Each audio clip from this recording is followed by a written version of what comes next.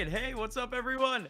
Welcome back once again to yet another Corporate Esports Association broadcast. And ladies and gentlemen, Valorant is on our screens and in our hearts today. As I'm back, feels so good to be back on the CEA broadcast. Feels so good to be back here with my friend, Mr. Sir Waltham. Jordan, nice to see you again, my friend. We have a big tournament today. It's Fall 2025 finals for us today.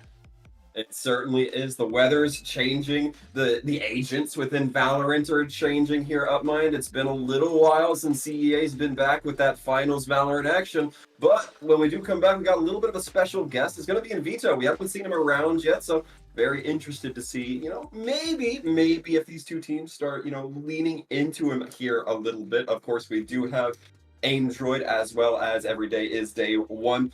Lengthy team name, I might say. Yeah, no, absolutely. At least they have a message to get out there, and they're in the right place to put it out. They made it to the grand finals versus a team that we've commentated before. Android has been here in the CEA grand finals, and they played a great game. They played a great tournament, period. They played against some international opponents the last time that they even played this. They have legitimate experience. So it'll be very interesting to see how this other team matches up for us. We do have our maps picked out for this best of 5. Yes, we have 5 maps of Valorant, potentially at the max to bring to y'all. 3 at the bare minimum. Plenty of great action. I think we might have a graphic for it. Yes, potentially. Yes, we do. So let's start it off with Bind. Bind at the very beginning. We were talking about this in the green room. Vito is in the game. Of course, we don't exactly know if that's going to be picked out. But at the bare minimum, Bind would be one of those big maps where Vito could go big. Vito in general is a very simple agent in general to kind of utilize, right? If somebody is able to kind of learn very quickly, I mean, it's just about that time. Yeah, I mean, Vito to me always feels like kind of one of those agents where once you've downloaded your opponent's game plan, very easy to kind of counteract them and make their future pushes, their future utility usages or dumps kind of ineffective, unable to really get any leverage on you with some of those more anticipatory abilities. But we are going to be going into the agent select here as we do go on to Bind. We can go into the other maps a little bit later, but we got plenty of time for that. Yes, we do. Bind, of course, ladies and gentlemen, on our screens. And so let's see what's going on. Let's see if we have some familiar names for us. Aimdroid, they're headed up by a guy by the name of Matt, but I don't see a Matt on this team, so that's a little tricky to say the least. I think the great thing about this format, or at least about this tournament in general, is that yes, we might get the same teams more or less, but it really might only be 1 or 2 players coming in from the last season and bringing in new employees, because ladies and gentlemen, this is the Corporate Esports Association. These are all employees of respective corporate companies. On one side, of course, Aimdroid, you can already guess which team they're going to be representing. It is Android. Do you actually know on the Android aka Google, Every Day is Day One, I think potentially Amazon. Can you confirm? I probably could if I was a good caster and prepared enough for that, but I'm not. I'm gonna keep it 100 with you. Mine here. I'm not. It does sound like our producer is Johnny on the spot with that information. Yes, it does. It does sound like that is going to be true. Yeah, and both teams representing also a different charity at the same time. Every Day is Day One, coming in from Amazon. They are representing St. Jude Children's Research, hopefully trying to take on $1,080 to their charity. And of course, second place also gets $540. Aimdroid from Google, representing Doctors Without Borders, of course aiming for the 1K, but both teams still able to pick up a very nice chunk of change for their charities that they represent. And we do have, of course, Valorant on our screens. We didn't get the veto. Waltham. But at the end of the day, from what it seems, some relatively traditional comps. A little bit worried about the flashing potentially from Aimdroid, but they're just going to be totally in your face, or at least that's what it seems like. Or, excuse me, Every Day is Day One. Yeah, Every Day is Day One, if we didn't mention it, are going to be starting off on this defense here, tuning in with the only Broski on the attacking side, however, a little bit pinched as Nathan starts to swing out aggressively from the defender side. One enemy remaining. Spike down. And that is just an absolute just swarm. I mean, that's exactly what I was trying to tell you in terms of the comp. This comp needs to get in your face to really make things work, but that's on Aimdroid's side. Every day is day one. I mean, every single person on this lineup or every single agent on this lineup can kind of stand on their own. Yes, Sky is somebody who is known for the team play, and same thing with Fade, but at the end of the day, both of their Prowlers and both of their short-range utilities pops themselves easily. All 5 of these individuals, they can get aggressive on their own account or on their own accord, but of course they combined that effort and they ended up having a beautiful pistol round. That's exactly the way that you like to see any sort of game started, just total wipe. Yeah, I mean, a lot of times you hear people talk about Valorant in terms of those big hero plays, but there is still an element of that team play, that teamwork, that cohesion that is required, and those swings coming out perfectly as a well-executed formation from the defending team. Now going to be buying up just a little bit more. We're going to be seeing a couple Bulldogs. We're going to be seeing a Spectre or 2 in the defensive hands. The attackers going to be keeping a little bit more reserved, a little bit more demure, if you will, coming in. You know, Nathan trying to hold down the angle, has to back off slowly though, as a little bit of pressure comes in, does get their spot revealed. And this is good picking and prodding here from Android. They don't have much to work with, but this is it. XCS, that's a beautiful lineup. But they know that there's one in the back of side, that they know that somebody was also fighting over in short. That's 2 revealed. Could be a 3rd in the back, and that's exactly what's happening. Club being there in the back line kind of throws off that attention here from Android, or at least throws off that great plan coming in from them. But okay, Goose, good reaction. Goose with an opportunity. Hold on a minute, and now XCS in the middle of the smoke, not able to do too much, but you love to see that from Aimdroid in terms of the reactions. But of course, pushing the situation there, Glub in the back line, too much for Aimdroid to deal with. It's going to be fun here seeing this next round, finally seeing the guns back into the hands of the Yoru. And, I mean, you got one weapon off the defenders who are a little bit more flush for cash. But Goose, I think, literally spoiled for choice there. Too many targets for them to kind of pick, lock in on one, and just take you know, the onesie-twosies. Instead, they kind of try to divert their attention a little too rapidly, one at a time, or simultaneously, I should say. Just cost them a little bit much there, but it's still kind of what you expect from the attacking team, so not too much done to the team morale in terms of expectations. Going to be the dart going out from the Fates, just trying to clear out Hookah right out the back with XCS. And this might be a big pick. Goose on his own, and there it is. A huge pick from Nathan onto Goose. And one of the big pillars, or one of the big spears here for Aimdroid gets taken down. However, they do have the double duelist. They do have the Raze in the hands of Sura, and XCS also able to pick up another kill as Glove gets overwhelmed back into U-Haul. Aimdroid, they make that one look easy, but at the end of the day, it was every day is day one. I mean, that was just down to their aggression. The aggression coming out from Showers, only one person in the back line. They can only do so much to hold back on the time. Now the retake coming in. Urban finds the target onto Jofu. Now 3-on-3. Jofu trying to make things a little bit more claustrophobic for the defenders here, but instead just gives them a little bit more of an opening now with that Sky, the Phantom in hand. One enemy and Jackie working well with Urban and trying to put a lot of constriction around here. XCS gets one, not enough. Nathan taking the final query there, and XCS, the defuse will come through. Yeah, good stuff at the end of the day from Every Day is Day One, coming out of Showers, head on a kind of a swivel, because again, you did have 2 players trying to help out coming in from the back line, but Urban, he puts himself all the way out there in the middle of chaos, and he somehow acts like a turret. Beautiful, beautiful play from Urban. I mean, it simply put, that retake would not have been possible without him. Of course, the util could have came in as the Sky, but had to come down to the frags. Ultimately did here, and now it's going to be a tough spot for our attackers, a team we are so familiar with now. Down a little bit, scraping their pockets for the change. It's going to be a lot of sheriffs coming through, maybe a Guardian. We'll see if Goose can do something with that big weapon in terms of firepower.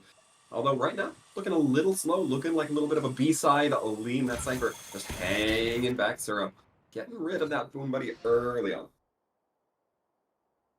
Well, XCS, this is the type of round where you want to get cheeky, and there's some great damage onto an incredible name. Bottom frag Jesus. Yeah, come on. I mean, in terms of just like the, you know, the connotation online would just like, you know, like skater Jesus, you know what I mean? Or like, oh my God, I'm gonna say, I'm just gonna straight up say the name, Jesus Christ, right? From 8. Oh man, I've loved I love this sort of next level, this sort of this from beyond type energy that we're getting from these players. And bottom frag Jesus, he opens it up with 2, but however, Aimdroid holding it back, trying to pick up their first round. Sura needing to run away with the rest of Aimdroid as they have A wide open. And you talk about that from beyond energy right now. It's going to be Aimdroid coming from beyond the worst econ right now. Still managing to be numbers up, and I'm gotta imagine they have a few rifles in hand. Gonna be Goose coming in with this information. Gonna be scouting out Nathan on this race. Reveals themselves, but just plays calmly, quietly. Nathan taking the shot onto the clone, and now the defender's gonna be feeling a little bit claustrophobic. Goose taking one, doesn't quite connect on Nathan, but location is certainly gonna be revealed. All right, Nathan, 1v2, has a satchel and a showstopper to work with, and plenty of space. Did not need to go for that, but at the end of the day, gives himself a little bit of space to work with. Half now for Nathan, but XCS has the timing, and Aimdroid finally breaks through. And so far, that was an incredible Aimdroid recovery. It started off with just a few kills, allowing them to recover those rifles. Maybe a bit too much aggression coming in from EDID, but they have the opportunity to really reassemble themselves here. They're not looking too far behind in econ. We're already seeing them buy back up, and even Nathan going in with an op. Gonna be looking to get some real damage in with that rifle or with that sniper. Yeah, no, on the defensive side, over towards U-Haul, that's a very traditional position. And look at the positioning right now from Aimdroid. It's a total default. It's just one-on-ones on top of one-on-ones on top of one-on-ones. Nathan, this is the most important one-on-one to start off the round. If that is, of course, the clone, the other Raze, Sura on the other side decides to end up peeking out. You do have another big peek coming out from XCS in the mid side. XCS has been fishing this spot for the last couple of rounds, but he doesn't exactly need to be a hero in this one. Just baiting out a contact, just trying to bait out any sort of attention. But this is the most kind of a backwards, not backwards, but a back set approach from Everyday is day one. They are set so far back into B. They are ready for that fast rotation, potentially back into A, because A is a little bit open. They need the initial shot, and there's the one-on-one. Nathan takes away Sura, and the rest of Aimdroid, they're pretty much used to this at this point. They need to reset, regather themselves. And something we've seen Aimdroid be resilient on time and time again. But the question still remains, how do you deal with this up? It's going to be very difficult as these long lanes still held down by Nathan. And, you know, there might have been some sort of inkling with the slow down tempo we've been seeing from day one, but it's not quite full into effect here. The time clock certainly starting to play against this attacking team. Goose lining up a little bit of distance into Lung. Throws out the decoy, but I think missed the connection there. Tried to send it onto site. Instead, just gets hung up in Gardens. Urban not going to be holding in, trying to connect onto the Cypher, but 1 HP, dangerously low. Broski going to be getting 3 kills, one with the multi. Love to see those, but no time, maybe. It's going to be very tough. No way! Why did he do that? Oh, that's unbelievable. That's great coming in from Nathan. He pulls out the showstopper, and of course, Broski, he just wanted to hold on. But at that point, my friend, you hold on to the brink. He wants both kills, and hopefully every day is day one. They end up making that mistake coming out. But of everyone to make that mistake, the only Broski, he had such an eye for the play there. He was the person that was all the way in the back. He had the lineup perfectly for the back of sight. That was his smoke in the back of sight. If there was anyone with a good eye on that play there, it was the only Broski, and a little bit of a falter with the plan. But at the end of the day, you could start to see really great glimpses of utility work, great glimpses of just, you know, kind of last second play there from the Brimstone. But here comes Every Day is day one. They're pushing the situation right now over towards mid. They're trying to squeeze those angles there, but we're looking at now the reposition of that up onto B. Takes the shot, and now Aimdroid is going to be aware of that. They have to be playing these angles very cautiously. Otherwise, it will be a one bullet to kill type scenario for this attacking team. Bottom frag Jesus holding showers down, taking Goose out, and that Yoru not being able to quickly relocate as they're no longer on the field. Going to be crucial in any quick pivots that the attacking team might want to make. Look at this setup. Every day is day one. 4 players in the back of this site. Aimdroid, they're down to their 4, but all 4 aiming down here onto A. Every day is day one. Prepping for a bit of a war here. Here comes the sheriffs and the pistols and the SMGs here from the attack side. Glove nailing in a couple of bullets here. There's only one here left in the back of sight, too. Aimdroid getting another kill. Sura missing out on the showstopper. Nathan pulling out the sidearm and still dancing in the middle of smoke. Finally pops up, but still only has a bullet to dance with. XCS sweeping the rest of sight. Aimdroid finally on top, finally breaking through. It's still plenty more targets to go here for XCS. Looking for a couple of more headshots. Has the perfect spot to try to get them to. They have to cross into XCS to try to get into sight, but never mind. Jofu has Urban. Glub with the one-on-one on XCS. XCX finally slowing down. It's a 1-on-2. Glub shouldn't have to worry about the information or the threat of them coming from showers or from defender spawn, but does just hide within the smoke. Only Broski trying to breach that smoke. No pun intended. As Crispy Jofu now trying to go in as the smoke clears, barely able to get the kill onto Glub, but barely still counts up mines. Yeah, no, again, good dismount coming in there from Aimdroid, but these takes are starting to come down to some real chaotic moments. Like, you're seeing moments from both teams where they're catching each other off to the side, off guard in a 1 or 2 man lineup. If that spray down goes slightly a different way, I mean, we are seeing every day is day one come out on top. But that time, it was Aimdroid to come out with the plus situation there. If I'm not mistaken, it was Jofu.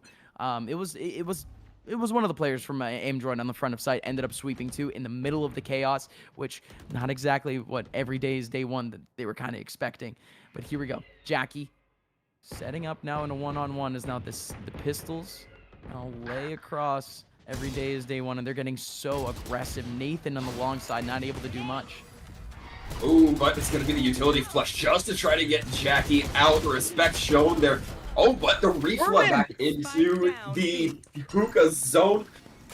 Urban going to be caught out by their own deadlocks. Nest 2 members remaining, and this is a lot more losses from Aimdroid that they probably should have taken. Crispy Jofu just going to be holding for this rotation coming in. Does manage to get the kill onto Urban. It's all going to be up to bottom. Frag here. Trying to lock in, but caught on the reload. Actually doesn't get hit by that blind. Goose is going to be eventually taking the sweep. And side note, love these the songs that come through with these new skin sets. Absolute fan of Renegade. Yeah, super solid. Super solid. Oh, that gets annoying, but only for us. That only gets annoying for spectators, thankfully. I like that. It's really not annoying at that point. He's just having fun. True. I love it. I love how a guy named Goose is carrying around an air horn, by the way, just consistently honking. I love it. He'd be honking. That's true. And, you know, with good reason to celebrate. Aimdroid looking like they might have been struggling on this half, but now kind of picked it back up, recomposed themselves, and now back into this fight in almost seemingly full force. Going to be slowly pushing themselves up towards that B long angle. I'm not sure if they're kind of reconsidering what long angles might be held by this team.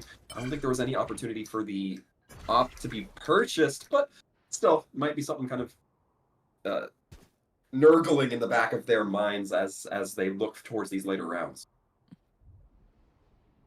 Yeah, we still have plenty here in this half. There's still going to be another, at least one more by rotation, really. One more reset to be had in this half.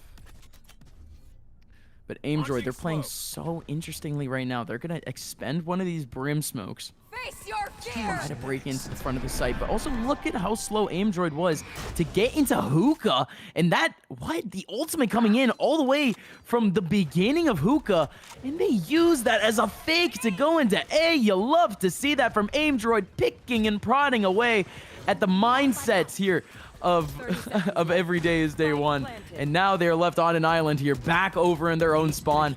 Finally, Aimdroid playing some 4D chess. And it's going to be 2 tidal waves mashing against each other. No real wraps coming in from the defensive team, attacking team already on site. So it's just going to be head to head. Going to be Clove using that second life to try to come into effect here. Broski!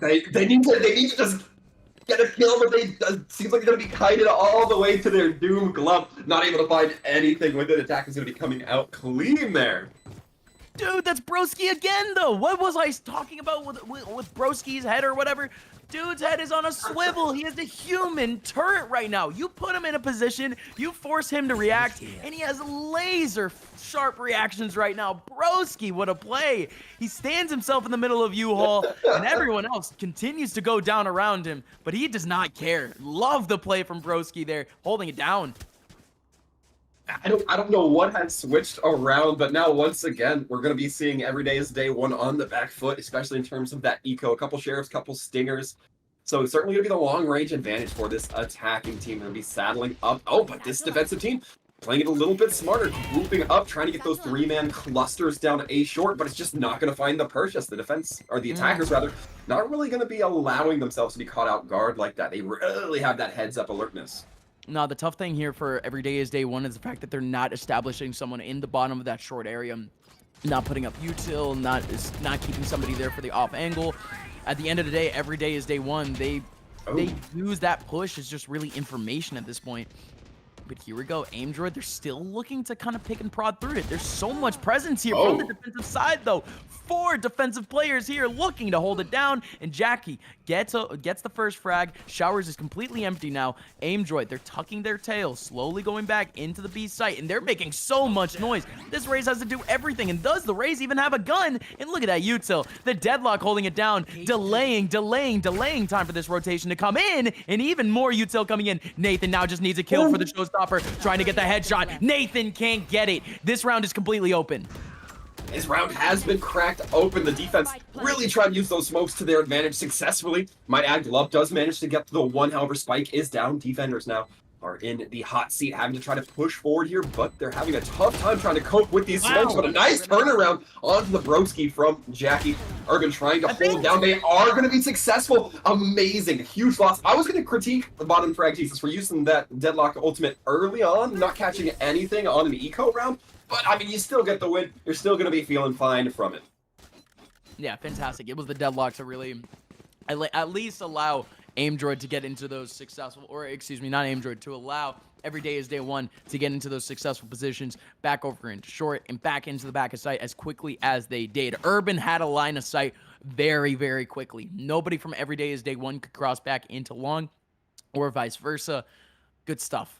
Aim Droid, however, at the end of the day, they did have a couple of moments to react. I mean, once you see that first bit of Deadlock util, you would like to think that there's going to be a smattering of it on site, but it really doesn't matter. So played out their lives a little bit, and that double peek from the backside alongside Urban's peek from short, well-timed, well-coordinated stuff from, again, these guys are just employees. These guys have only been playing together for, God knows, a couple of weeks at this point. Trying to make it to this point. I'm sure it's been a very fun journey for these guys, you know? Oh, you certainly have to think so. And for those of you wondering at home, in case you didn't happen to see those big white letters at the top, we are going to be experiencing a technical pause. I believe it was the only Broski managed to disconnect, or what I'm reading is that they had a graphics card crash. So it's going to be taking a few moments. Hopefully not going to take too long to get that kind of reset up, reestablished, and then get us right back into the game here of mine. But we have this moment, I think. Is there anything about these teams that's kind of standing out as to why this is so far seeming to be a back and forth game? Because I'm looking at the econ right now. I'm looking at the points. Neither team has settled into a comfortable rhythm for either side. Yeah, I think first of all, these two teams in terms of fragging, neck and neck. You put somebody from Aim Droid in a position right now, in a solo position, and they're able to do something with it. And that's exactly what we were talking about before this game. And Aim Droid last year, just on an individual level, rather than the coordination, they were able to really stand on their own. And I mean, they kind of live up to the name. And they do have a couple of players coming in from last year. I do remember XCS. I do remember Jofu. I do remember Goose. And very particularly, we are seeing every day is day one, still changing up that approach almost every single round. And I don't think that's going to be great for a team that doesn't exactly have a deep strat book. You're consistently changing mentalities. You're changing where players have already just short-term memory. They have already conditioned their opponents, or they've already gotten some sort of read on the individual agents or the individual position that they had before. changing that up every round, every second round is starting to kind of leave things a little bit more random for this everyday is day one team. But then again, Aimdroid, fantastic stuff when they ended up picking up the guns. You're seeing great play from the only Broski right now. XCS was fantastic on the Guardian a little bit earlier. In general, we have a very entertaining game right now, Oh and yeah. not much is separating the two right now, Waltham. I mean, what do you think? I mean, who is rather than who is differentiating or what is differentiating these two teams right now? I mean, what has been the most impressive for you personally? I like Broski, but I think Urban's gotten the most screen time. I mean, there's a good chance that Urban has gotten the most screen time. I don't have the stats for that on hand, just saying. But you highlighted it in the match, and I highlighted it a little bit in the match, and it's something I always love to see. If you get a molly kill, if you get a kill with any sort of utility, if you get a breach kill, for example, with his aftershock, Yeah. that's immediately the person I'm going to be a fan of the most. So far, I've seen only Yeah, Broski me get a too. molly kill. And that means Broski. I'm the number one Broski fan club. I don't care if it makes me biased as a caster. Sure. I'm going to say it. Cool. Love that kind of stuff because it's capitalizing on perhaps either your opponent's lack of awareness or on their disrespect for your abilities. And I Absolutely. think Or like potentially the rattiness, because if they're just yeah, holding an angle, they're gonna get mollied out. yeah, absolutely. And I mean, we talked about, aside from perhaps the heads up plays that we've been seeing from Broski, it shows an overall good usage of their kits, of I shouldn't say of their kit, of the entire Valorant I mean, experience, the it's mindset, a the limited kit. mechanicals, and the Think utility. about it. Brimstone only has the molly and he only has the stim beacon. That's it. He has the smokes, but Broski still. I think we've already seen 2 molly kills from Broski. That's insane. Yeah, yeah. I mean, that's accounting for more than a quarter of their kills right now. As I look at the 7 And kills kind all of of their tallied kills up. have been impact kills. Every single one of them. The other 5 kills led to wins, and that's exactly what Broski is doing. Broski, his position is just being a pure support. He's on the back line of these plays. If Aimdroid continues to go down and he's the only one left, I mean, it's tough. It's tough to re-entry into a site on a 1-on-4, but as long as the rest of his team gets into site and plants Broski in a safe position, Broski has a chance. That's all that I've seen so far in this game, right? Broski, however, with the limited utility, has been able to do great things. And then you could also argue argue the same thing right now with Urban, not exactly utilizing his full kit right now, utilizing his util right now at the very beginning of these rounds. But when it comes down to the retakes right now, Urban has been him. It's come down to Urban in so many of these rounds so far. And we're talking about right now using the entirety of the kit, and it's something that we've given a lot of praise to these players, but this is something I kind of want to go in the opposite direction of. I know that's not a cool thing to do, but I think that what we've been seeing, and this is a critique for so far, maybe both sides, but I think a little bit more of every day is day one. We're not seeing the ultimates come into full effect. I mentioned bottom frag Jesus perhaps having a little bit more of a limp kind of ultimate with that deadlock. But I also think that aside from Nathan, I think Nathan's been using his showstopper to great degree with the pressure we saw into the only Broski. I believe it was in the 3rd or 4th round when they were playing against the time clock. We're real good, but we've seen Glove not really be able to use that Clove ult to great effect. We've seen kind of fake outs come in from Goose that haven't really been full deception coming in as Yeah, you would I like mean, to see those ults achieve maximum value with. I think that's one thing that the teams could maybe start to focus and lean in just a little bit on, and it's yeah. the biggest critique I have across the board. And it's probably one of the biggest challenges as a CEA team, period, because again, there's only so Mhm. much time that you have as a team. There's only so much time to reinforce matchmaking, to Yeah. reinforce your players, to get better individually, and to be smarter with their utilities, to be smarter, or just to have more knowledge of the agents that they're playing. It is very tough to encourage that. And at the end of the day, the most successful teams in CEA are the teams who have sort of a little bit more of a little bit more of a playing culture, a Mhm. culture of just guys who just play on their own, Yeah. and whether they're matchmaking together or these guys individually do love the game. It's the theme of we naturally enjoy the game, and from what I've seen so far, the reactions from a lot of these players have been fantastic. Have been fantastic in terms of what utility to use at what point. No complaints so far.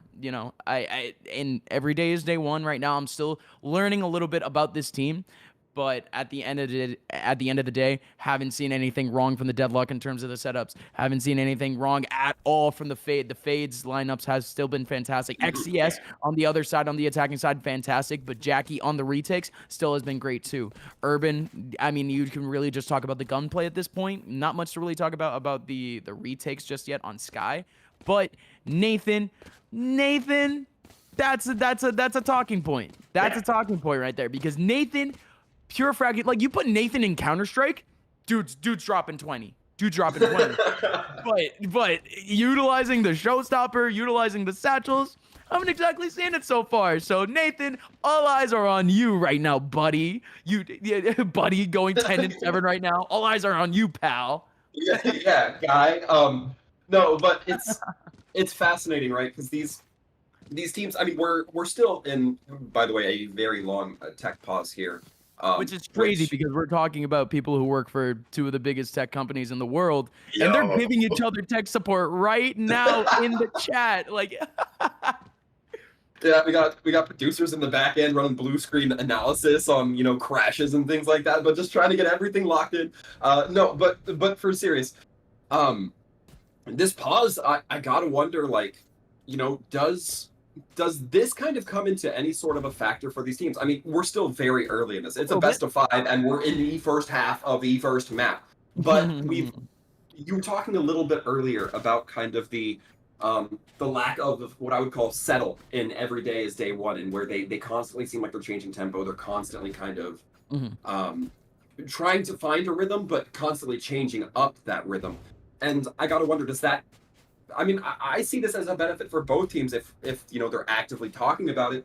Every day is day one has the opportunity to talk about, hey guys, did we like the fast play a little bit better? Did we like the slower play? Did we like kind of forcing them into our sight lines and utilizing the long range damage we got from the ops there? Do we want to do more of that? And one thing I wanted to comment on earlier was that Aimdroid did kind of seem a little caught off tempo with the drunken master style of tempo that every day was running, where they every day came out real aggressive, and then they slowed it down, and it looked like Aimdroid was ready to catch them when they were just playing passive and entirely burned time off their clock. So it's an interesting kind of mindset, point counterpoint conversation that you could have. Is this going to be beneficial in either establishing time or helping to overcome that wonky time signature? I'm using a lot of music metaphors right now.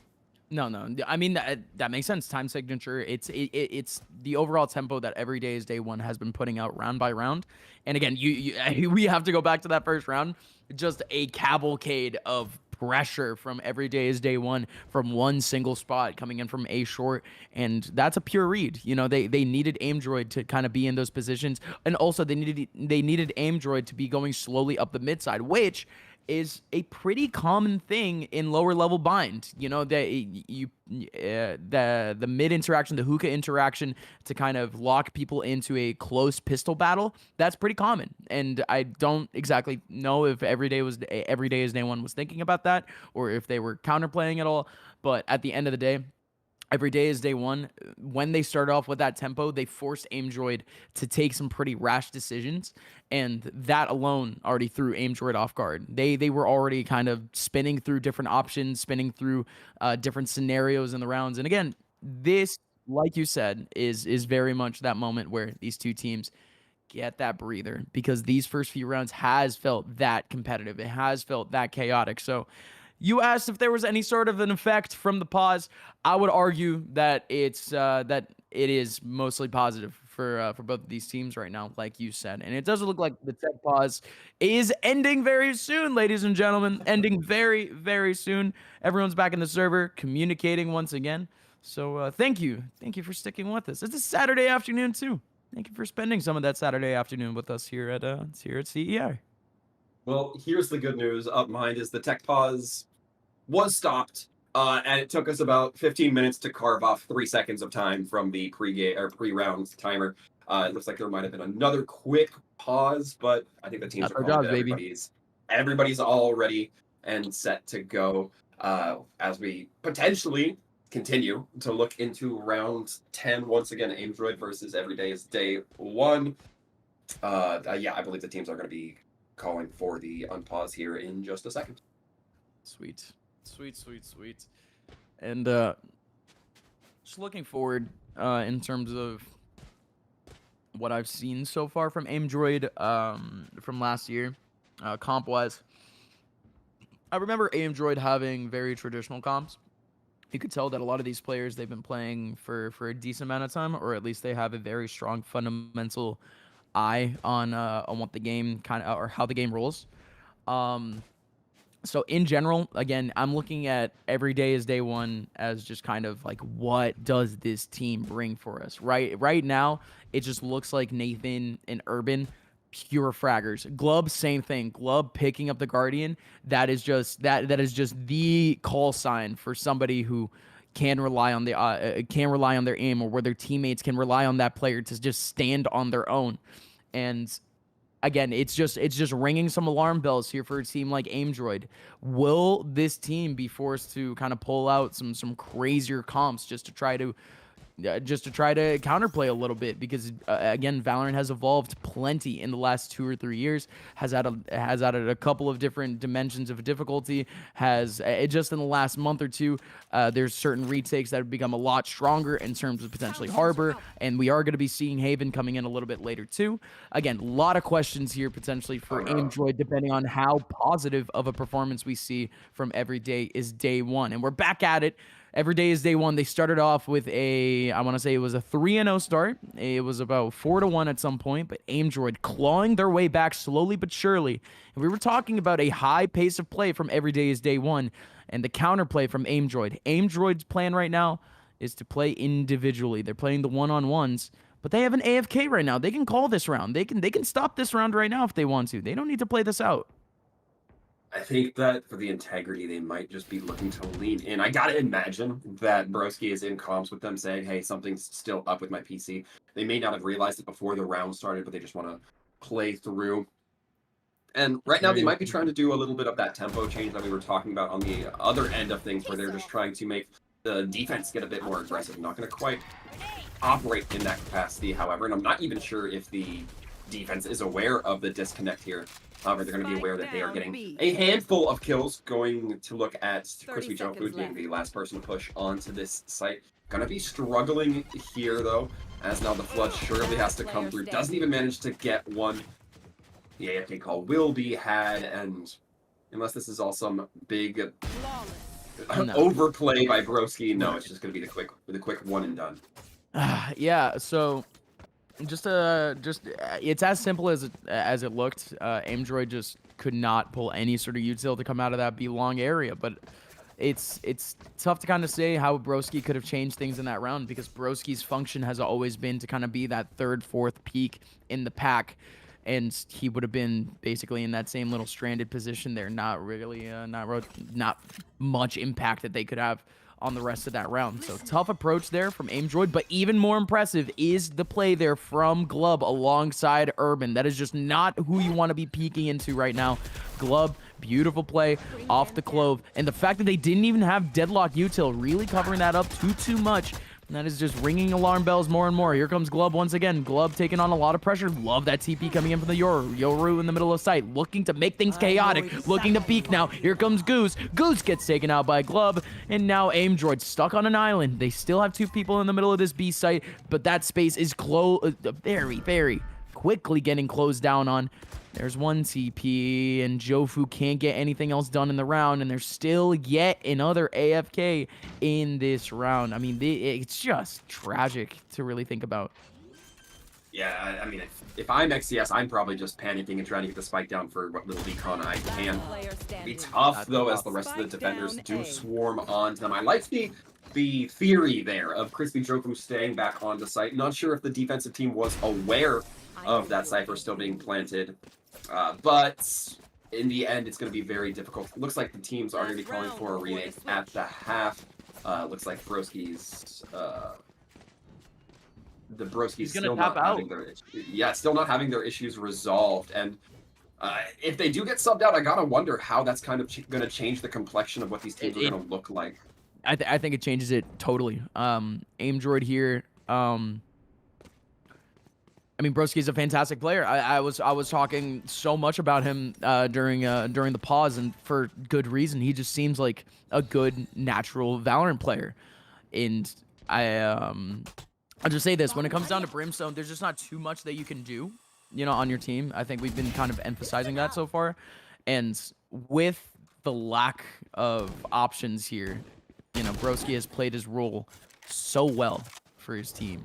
And AimDroid is going to be at a little bit of a loss here. I'm very intrigued to see this substitute here. We have drama here on the CEA broadcast here at CEA Valorant Fall 2025 Finals. This is the plot is beginning to thicken a little bit, as this round not exactly becoming the climax for our plot point by any means. This is still a 4-on-3. The Clove, beautiful play once again. Glub has such good heads-up play and these choke points right now. That's been sort of their specialty in these last few rounds. AimDroid, they're still trying to pick and prod through this B area once again. Jackie with a sharp angle. You love to see that shot from Jackie. Do it again. Do it again. Oh my goodness. Oh my goodness. 30 seconds left in the round. Goose left on a 1-on-4. I wish you the best of luck, my friend. Oh, well, that's not going to be fooling anybody. Glove, perhaps pushing the angle a little bit more aggressively. Jackie, I believe, was still holding at that elbow. Not going to quite be finding the purchase there. Remake call will be made. It's going to end at an 8-4, but I think it is fair to say that can be nowhere near the assumption as to how these teams line up. It is, it's been hard for a number of reasons, Upmind, I think, for us to get a solid read on these two teams. Yeah, and it's going to be even tougher, ladies and gentlemen. So the lobby is going to be restarted. We are going to be getting that 5th player in for AimDroid, and again, AimDroid, a very experienced team when it comes to CEA here. So I would not doubt by any means that they have a 6th player, that they have a good 6th player. But yeah, ladies and gentlemen, back to the studio once again, as again, we have to just chill out a bit. We have to wait to see if we really do have an impactful 6th for this team. Well, we'll be finding out. I mentioned at the beginning we're going to be having a surprise kind of entrant come in here with the potential of Vito, but we're actually going to be having a surprise entrant in the sub of whoever AimDroid is able to find. But we are going to figure that out on the other side of this break, folks. We're going to be taking a brief pause to get the lobbies remade, so stick around. We'll be right back. Every day is day one versus AimDroid.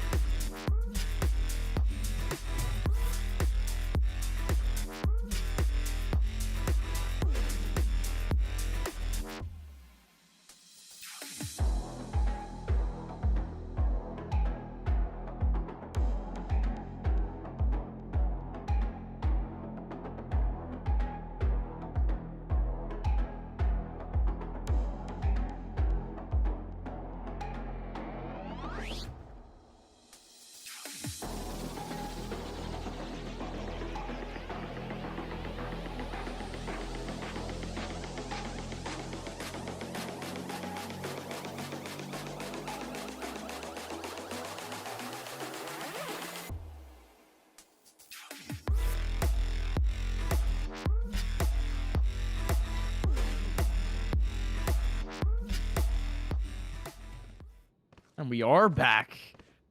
Ladies and gentlemen, yes, some technical difficulties here and there, and as plenty of other people trying to get my attention because of how famous I am. Let me put that phone away. Ladies and gentlemen, welcome back. Second half kicking off here for CEA Fall Finals 2025. It is only map number 1 of 5, but we had that pause for very good reason. We bring in a substitute in the hands of AimDroid, but Nathan kicking things off already with that util. And what was I saying earlier about the satchels? That was a little... But here comes Jofu. Jofu around the corner picking down Glub, and hello, Nathan. That's what Nathan is known for, the pure fragging, and he's able to get 2 immediately here. There's still 2 more for AimDroid in the back line, trying to hold off immediately. Sura dancing around the nade. That nade takes them out, and just like that, AimDroid is completely flushed away in this round. Jackie gets the final kill. Every day is day 1. Once again, yet another aggressive look to kick off the half. No, I don't want to be the guy who harshes the vibes out here, but did we even see a substitute? Wasn't it the only Broski who was having issues? And they're still... Why is he back? Can we get some news here? Classic keeping us in the dark. But what can you expect? It's still gonna be, however, that one round. Did they get to the computer? I know.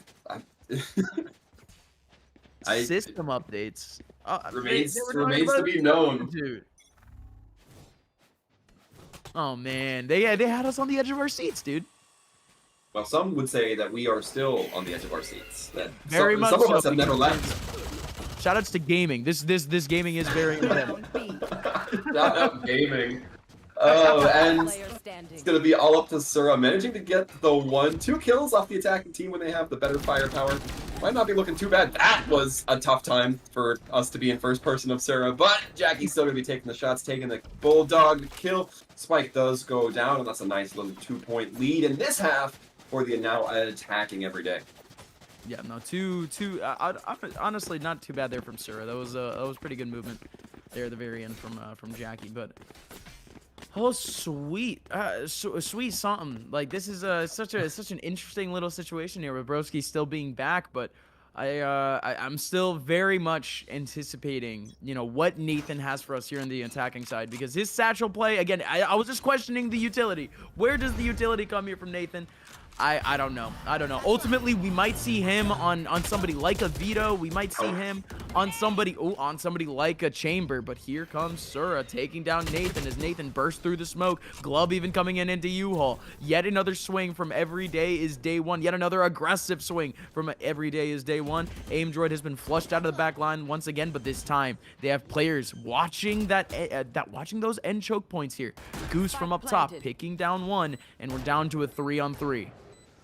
And not a lot of utility going to be hung in the pockets of either team. I believe that was the Fade, no utility. The Raze, no utility. It's going to be the timer ticking down for this attacking team, and every day is day 1. The firepower is going to be looking a little bit equivalent, but Jackie able to take down Crispy. Jofu, things not looking great for AimDroid. Goose sees the barrel, not quite able to capitalize off the back end of that, and now the trade-ups will be coming through, looming and stealing their way into another 3rd round win. Is Every Day's Day 1. Yeah, and that one again, you can't put too much there on AimDroid, because Every Day is Day 1. Once again, yet another aggressive look ends up breaking through very early on. Nathan doesn't get the kills this time, but this time it is Glub to kind of pick up the pieces. Bottom Frag Jesus even doing his part. Urban, who was such a consistent factor in the first half, he has not needed to do much whatsoever. This has been a fantastic, aggressive attacking look from Every Day is Day 1 against a team that has held great prestige here in CEA. Every Day is Day 1. Totally surpassing that sort of narrative right now. 11-4 scoreline, looking to close things out very quickly. Sura with a great shot onto Bottom Frag Jesus, but Bottom Frag was already down by so much HP. At this point, it's Goose. Whoa, what a reaction! The bolt action. Kind of bolt action, but still, the single shot coming out from the Guardian works out. Jackie still snags down Jofu. Jofu, that was such a touchdown position there. That had to be a good position there from AimDroid, and somehow Jofu not able to do much. Yet another good position once again, and it's Broski back online. Huge shot from Broski as everyone from AimDroid, yes, they're dying in pretty tragic ways, but at the end of the day here, Waltham, they're getting their ones. They certainly are, and I love the play Broski just did. Gets the one tap with the Sheriff, knows that there's more, so they just hot-footed out of there, immediately evacuate the area. And now Here we they know go. that there's a good chance there's going to be a couple of rifles in mid, in link, that they can take capitalization on. Goose goes down, however. Don't know if the spot was there for both of them, but Broski, once again, having to huff it. It's going to be the teleporter location revealing them. Spike does go down, and what can this Brim do? All I'm saying, they saw the brimstone on the other side of the map, and they still decided to dog the middle of sight. I'm not gonna lie, they have so much fear right now of Broski. Broski is just him right now, but it just does not matter. Great pick from Jackie, but oh, there's at least some layer of fear from every day is day one against this Android team. But as much as I try to kind of ramp things up, ladies and gentlemen, it's as simple as just looking at the score line. It is 12-4 going towards every day is day one. They have won. I mean, they started off the game 3-1, 3-0, and then they have not looked back since. Yeah, so far things looking very good for every day is day one. One more round will put it away. However, it's not going to be an easy round as the utility, or excuse me, the armament is still there from Android. Going in, trying to get some information. Nathan leaning in heavy with the showstopper, throws it wide, manages to hit Goose. There was a long travel time for that, and Nathan cleaning up as Sura hides in the smoke. Broski trying to get one, but it might not be enough here. Yeah, no, Urban is able to take him out immediately. Broski, only a single kill for his favorite. Broski, try as you may, you're just supporting here, my friend. You need your spears to do their jobs. And at the end of the day here, every day is day one. They have stepped into the very first map. They've stepped into the perennial day one, potentially, of this series. And they have started off beautifully. It is going to be 13-4. XCS just does not have time to make this possible. And just like that, every day is day one, taking away map number 1 of 5. So far, a very good round ignore. All the happenings are right here and will be effectively every day is day one, claiming the victory on top of that. So a great round, a great first map coming in from both of these teams. And I think the performances were very well done. We were talking about kind of how that raise from every day is day one. I believe that was Nathan, how Nathan was really going to use those debt packs up mine was something you were kind of questioning. And I think that in terms of entry, Nathan did a spectacular job on that attacking side. I feel like Nathan was the only person getting traded out, but if your entry duelist is getting traded out, at that point they're just doing their job. They're just doing what they're paid to do. Yeah, and I think another big factor, it's the comp. We were talking about this during some of the breaks. This comp is so one-dimensional, and on the defense, there just is not much for them to really layer. There's not many different things that they can do every single round without physically putting bodies on the front side, without having deeper contacts. And that's simply not something that we ended up seeing. We didn't see that added aggression in the choke points. And at the end of the day, every day is day one. They already had such an overwhelming advantage that by the time they make it to that second round where you could see the buys, it's already 10-4. You're already putting out one big look. Potentially, it might be a little bit emotional, a lot of pressure. Not emotional in terms of like, no, we're going to lose. Just like, it's just, you have some sort of responsibility. Each player might have some heightened responsibility to make a play, and that just doesn't happen at that point. But ladies and gentlemen, best of 5. And this game was totally competitive in the first half. Every day is day one. They are going to be stepping into map number 2 here of, let's read it here, Abyss. Abyss being our second map here, Mr. Sir Waltham. And we don't exactly have our agent picks just yet. But from what we've seen in that first map and how Abyss isn't exactly a wild map when it comes to certain picks. Again, it is going to be interesting to see guys like Goose, seeing how important his Yoru is going to be on that front side, seeing if Nathan is still going to be picking up the Raze. Do you think that the Raze Yoru still works here on Abyss?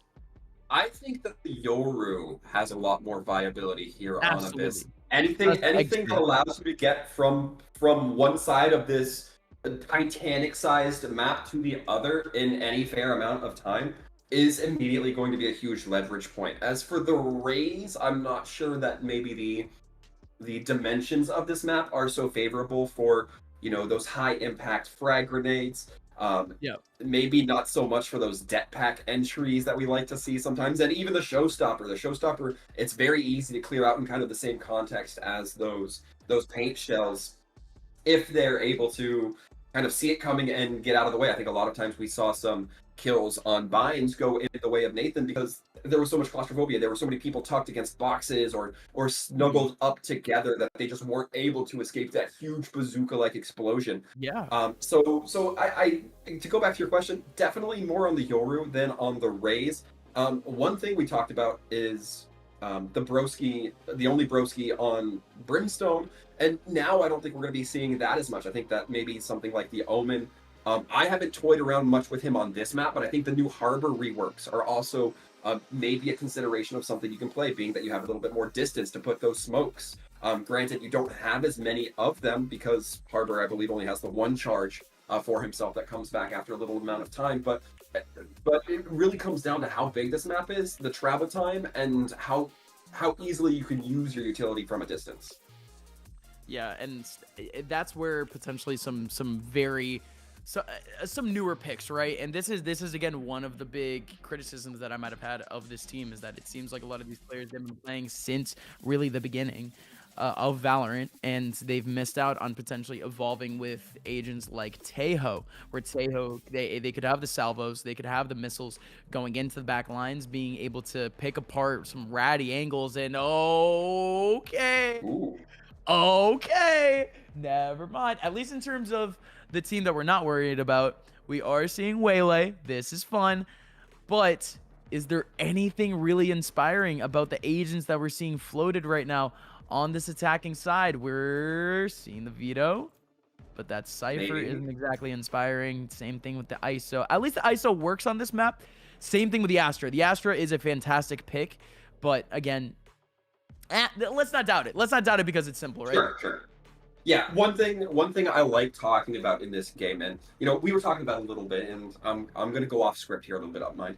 I'm an Overwatch guy. I love seeing the way some abilities can interact. Okay. I think Astra is one of the most underrated characters for kind of utilizing those abilities. A lot of times we'll see like a Viper Sova, a Shock Dart, Snakebite combo. I think that the Astra grab well into something like the Breach Aftershock or the Sova Shock Dart can be very well utilized together as well. And I was talking about, maybe not Brimstone because you can't use your smokes across map, but Astra, I can't believe I forgot about her. One of the best agents to use smokes across the map. And, the retracting and replacement of those smokes does take time, but you're still able to use them and swap out for any utility you might require as well.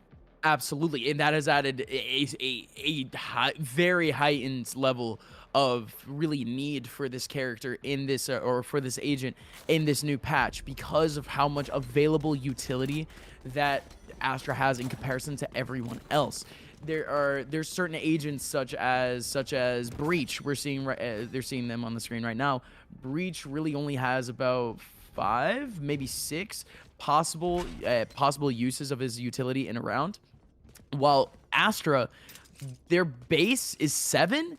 While with the pulls, it's basically unlimited. You can pull yourself out of situations as much, or not with the pull, with the pulling the smokes, excuse me, with canceling smokes.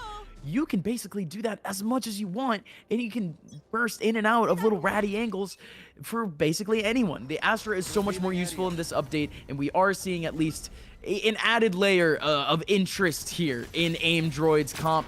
Let's see what happens here, ladies and gentlemen, as we kick things off over towards the B side. Sura is already going to be able to take down Glub. Glub was in a beautiful position, but this is great. You finally have the Sova coming out with the shock darts, adding again that effect from earlier, trying to pull players out of these ratty angles. And one thing I love seeing on these pistol rounds is just the attacking teams going with so much aggression. Both teams, I guess, going with so much aggression. Sura trying to hold steady. Oh, does get the kill on the Nathan. It was looking a little bit tense there, if I'm being honest. Frank Jesus not quite able to connect either. Okay. That's a nice clean sweep coming in from an Aim Droid. Going to be starting off their attack half a little bit more successfully than we saw in Binds. Yeah, absolutely. And again, we were talking about kind of elevation on this map. We were talking about ratty angles, but because of let's talk about ISO real quick. Because of how ISO's util especially this wall, it's very linear. It goes straight. It goes through walls. However, these sites aren't physically that wide.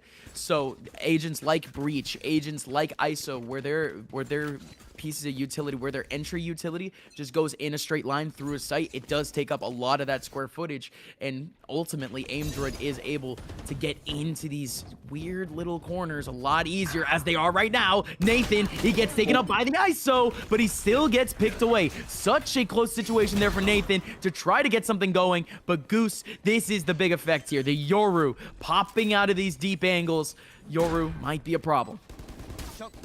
Yoru certainly seeming to be a problem, especially with that Vandal in hand. Urban and Glove in a very tough spot, especially since I have a little bit of behind-the-scenes peek here.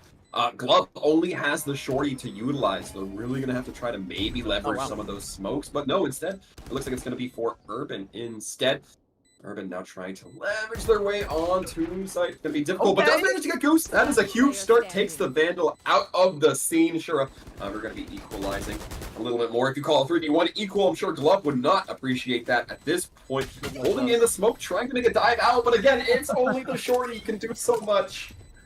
Only so much you could do there in the middle of the mosh pit. Hopefully, hoping that somebody joins you. But imagine being in a mosh pit all on your own, but still people like clearing that space out for you. It's just one dude in the middle just thrashing. That's exactly what that's it. That's exactly what it feels like. It's like a one-man Beyblade battle. You don't.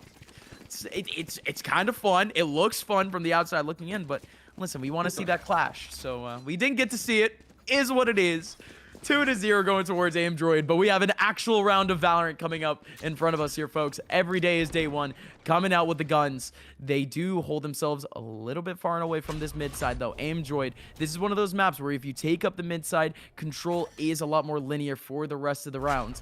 AimDroid, however, taking their time. They know how deep these angles are. They know how deep these corners are at the top of mid. And you can see the Sova, you can see the Chamber readjusting themselves in these back lines to try to help out or just to try to sweep away any sort of chance of that aggression in that mid side. AimDroid, however, again, they're holding on to this default. They're hoping that every day is day one gets aggressive. It's a real emphasis onto how much utility was being leveraged onto that B side. Looks like most of it, if not all of it, with the exception of one Astra Star, has been pulled away. This mid really trying to be held, but Nathan starting things off well for every day is day one. Managing to get the kill for Plug, but the spike pretty much unaccounted for right now. It's going to have to be Sura going all the way back for it, but they certainly have the space, provided they don't anticipate getting swept up from the attacker spawn. But it's looking like it's just one and done duels, kind of the downfall of AimDroid right here. Yeah, no, that is just such a tough sequence of events there for AimDroid. They had full B coverage there, and the spike, to be honest, the spike just goes the wrong way there. The spike could have gone back towards spawn, and we could have seen at least a bit of a try there from the rest of AimDroid. But then again, 2v5, you might want to be a hero in the mid side and just try to kind of Rambo your way through. I'm not against it. I'm here for the content too. Don't worry. But, but it's 2-1. AimDroid on their last stand in terms of a bye. So every day is day one. They can definitely just they could go back to the way that map number 1 was going, really, with just a W here.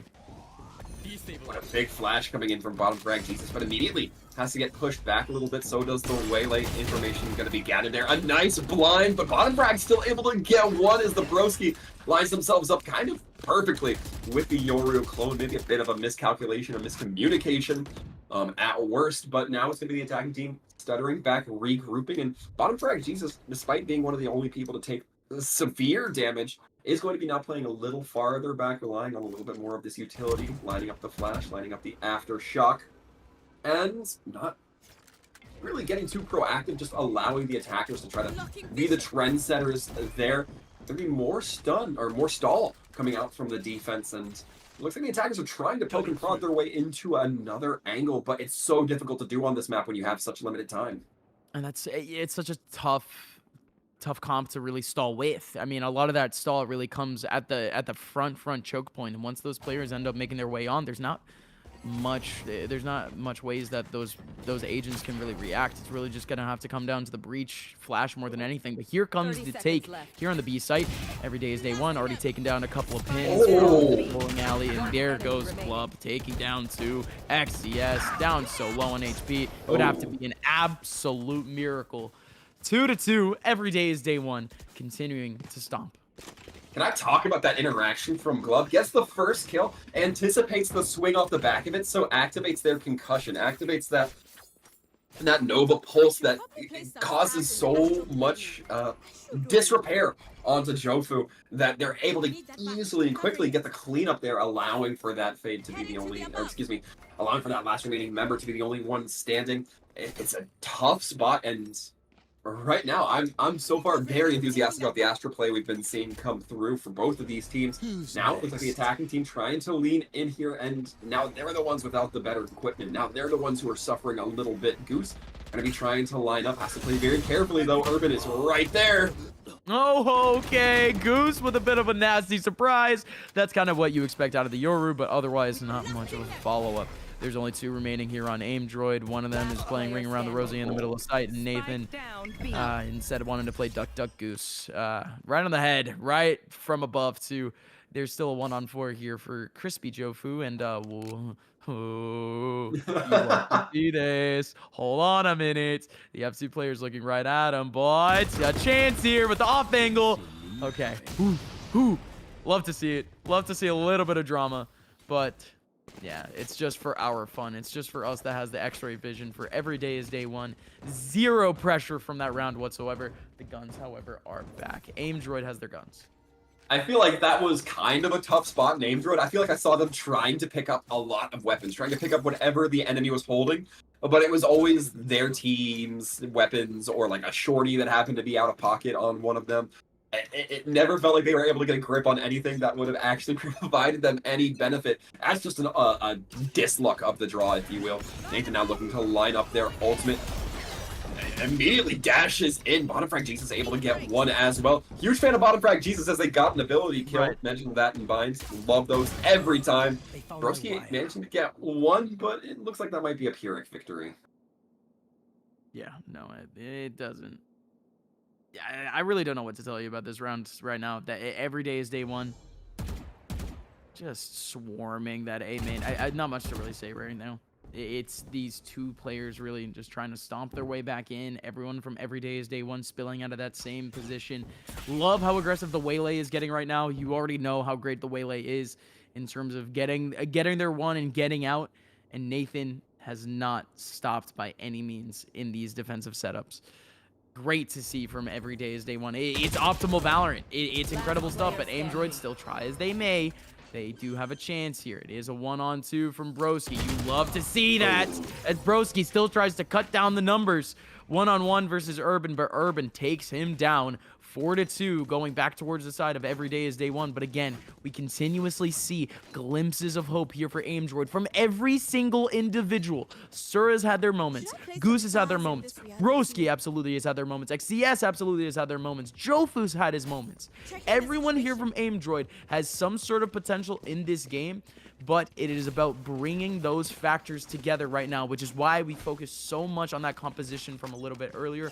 Aim Droid right now, oh, they need some miracles right now. They need some of these duels to just go their way. Certainly do, and it has not been operating in that capacity. Lower level weaponry coming through. Bottom Frag Jesus catches Sura out while they're in their drone, and then immediately with the flash, Bottom Frag Jesus looking like a massive sight holder here. 2 hands. As a matter of fact, SCS gets stunned out, immediately dropped onto Crispy Jofu, left all on their lonesome. Standing alone, Nathan going high off the top rope. Jofu, hello? Okay. Okay. That's a jump scare and a half. I had to think that Jofu saw the leap up from Nathan, and I don't know if they just thought somebody was going to be swinging at them or if Nathan would be rewinding back into position, but just unbothered by that waylay for the time being. I think that's been I think that's been the theme here for Nathan. Just unbothered, unbothered here. I don't think Nathan has really played with his teammates at all. Like, period. No, I'm kidding. But on the defensive side, he definitely has. But let's be real here. Almost every single thing that Nathan has done, it benefits himself, and the pure fact that he's getting some sort of highlight out of it. He's getting some sort of clip out of it almost every single time. Love the style of play that Nathan is putting forward right now.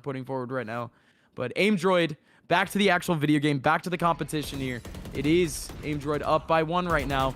Make it back down to the 4-on-4, but they do have plenty of ultimates to use right now. Not a lot of them are too effective, but the Astra could be super important just to cut down some angles here on this B site. But this position from Nathan, what is this spot here from Nathan? Are they clearing him out? Are they gonna swing this? Nathan jumps in. Oh my goodness, I can't. This is awesome.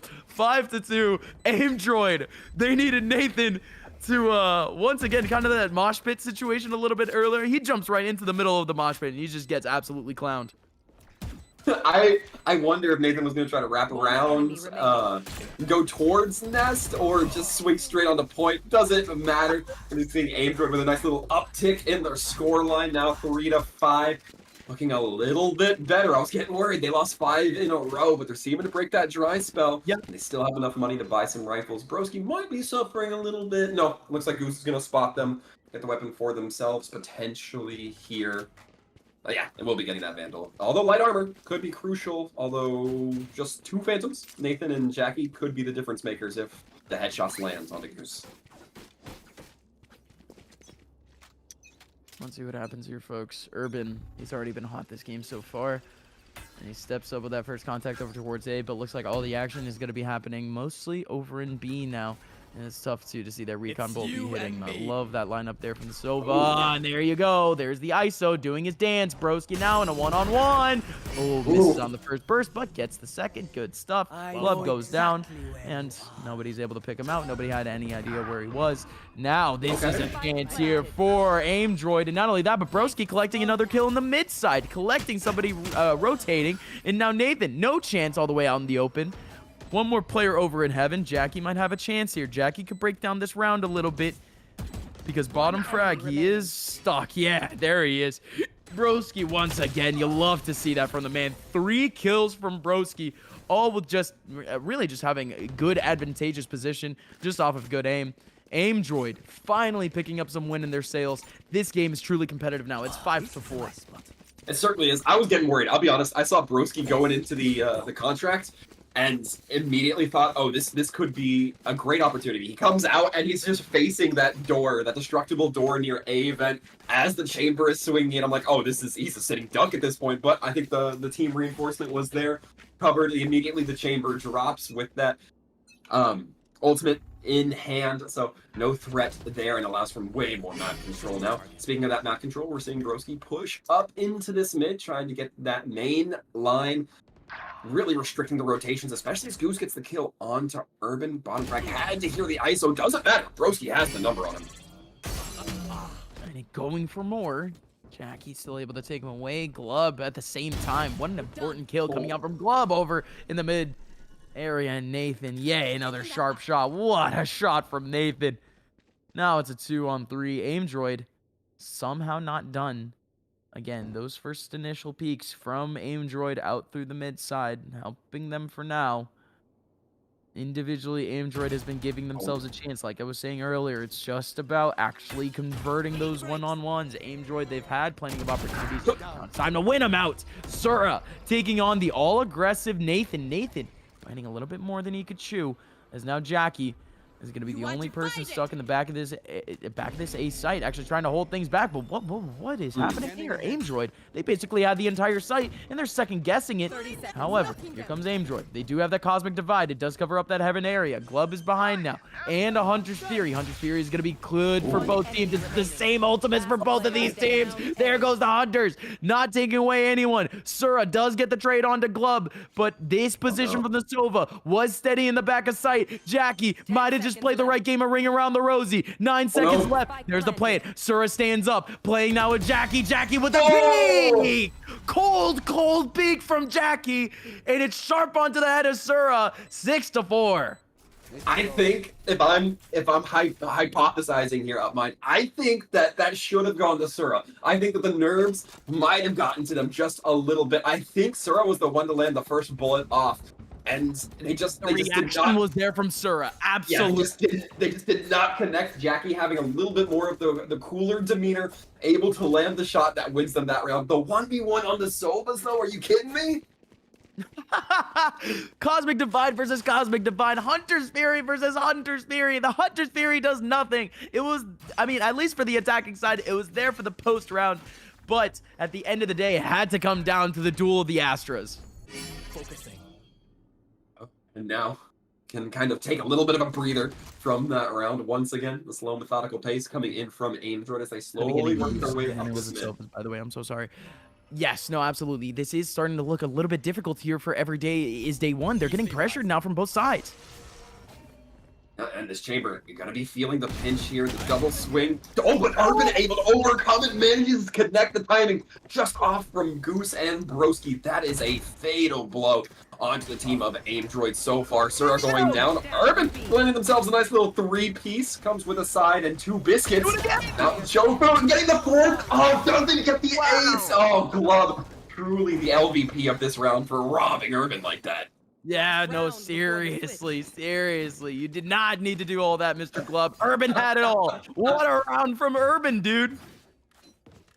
Oh, that was great. I'm so disappointed. I gotta be honest. I'm hyped up on what Urban did, but at the same time, oh, it was just a hair off of perfection. That's a spiritual ace for sure. Urban was right there. No way. I'll give it to him. No, I'll give it to him. That's an ace. That's an ace. There you go. Perfect. Now it's going to be another line up. This time, not so much in favor of pushing that midsection from the attacking Aimdroid. Instead, they're just holding up in spawn, getting a couple shots in. Nathan getting a bit too ahead of themselves. Yeah, no, but there's the Waylay backing on out. That's exactly what you love to see from Every Day is Day One. I mean, the Waylay knows exactly what they needed to do there, but now they're still re-execing this position. They have all this control, and they continue to peek. And what an ulti coming out. Nathan sprinting through, looking for a little bit more. Around the corner, Jackie! What a reaction from Jackie! But XCS now in a 1-on-4, makes it now a 1-on-2. XCS versus the world, and still a chance here for Aimdroid. That was a whole lot of nonsense, I'll be honest. No way to fix that. Oh my goodness. But Urban just too on alert, trying to be methodical, clear things out. Astral Divide going to be coming in. Doesn't really matter as we're going to be going into this next half. 8-4 for the defense. A very, well, for what was previously the defense, not a bad split so far for Every Day is Day One. Not at all. Not at all. I mean, it's the same scoreline as we had before, but this time Aimdroid was able to put in a little bit more of an effort spread throughout the half. We had all of Aimdroid's rounds from the first half of the first map all coming in within the first, I want to say 7 rounds, 8 rounds. This is now Aimdroid's waking up a little bit. Every round near the end, still competitive. Everyone fragging out once again. This is what you love to see. Good competitive Valorant for both sides. But Every Day is Day One. They've been able to edge it out just off of some great early round aggression coming out from Nathan, coming out from the chamber. These players have been so cheeky, but now they might be able to get even cheekier here. Urban with a pick onto 1 in terms of Big Broski. And now Nathan making XCS dance. XCS under so much pressure. My goodness. Man, 4 people had their hands on that tie in order to get the kill on the XCS. We saw the stun, we saw the Waylay abilities, we saw the dashes come in, we saw the Astra Wells, everything just to secure that opposing Astra no longer on site, and the defense are crumbling like flimsy aluminum cans as Jofu trying to find some sort of route onto site, maybe finding a way just to die to spite, get themselves a little bit of extra eco without handing anything over. Glove holding with this shorty. I was questioning it a little bit earlier, but for this mid-vents area, kind of makes sense. Crispy Jofu reloading while pushing that lane. I don't know about that. Yeah, that's yeah, it's all right. The 1-on-4. Yeah, sure. It is what it is. Oh my goodness. Yeah, we're back at it again. Every day is day one. It just looks like that same old story once again. They catch themselves a couple of picks at the very beginning of these rounds, and Aimdroid just has no chance. I think we've really only seen one or two clutches from Aimdroid so far out of really the 20 rounds, the 20 plus rounds that we've seen. Every day is day one. You know, start off successfully and start off with the first pick or two. But here we are once again, Aimdroid stepping in with a decent setup in terms of the defense. 3 players holding on to this A site right now versus 3 of every day is day one, or excuse me, of 4. The waylay into the back line with the Guardian. However, this might be a free Guardian coming in for the Cypher, and Sura with a good angle. This is it now. Aimdroid with a chance to just act as meat grinders. Couple more attackers trying to go through. Jofu playing. Jofu needs this pick. What a pick! What a pick from Jofu! My goodness! Through the wall, able to get the headshot, but bottom frag Jesus looking to be the hero. 1-on-3 turned into a 1-on-1.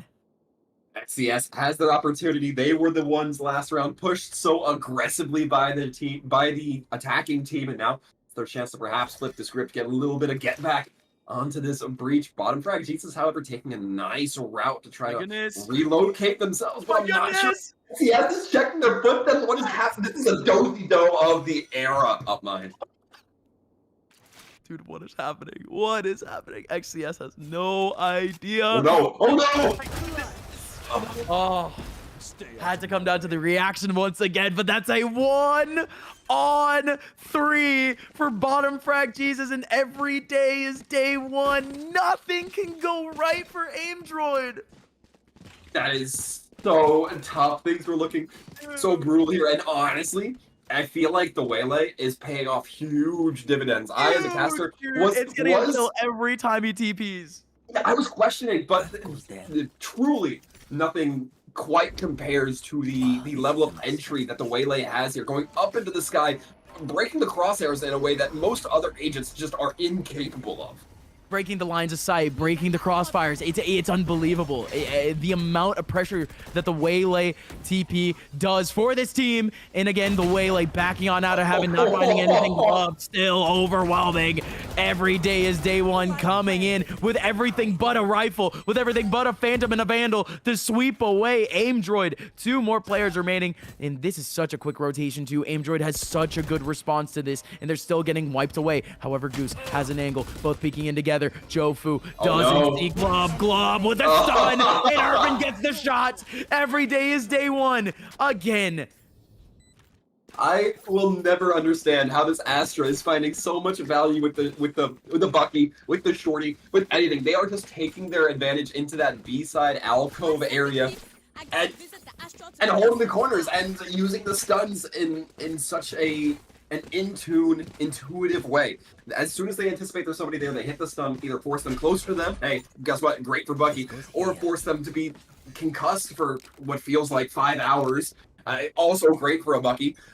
Either way, the play coming through here from this defense looks so from this attack looks so in tune in every angle. Once again, Goose holding it down. That was everything for Aimdroid. They have yet another player here, Jofu, trying to hold it down. And again, there wasn't much hope coming out from some of the buys from the defensive side, but oh man, regardless, every day is day one. They are making it look so impressive now.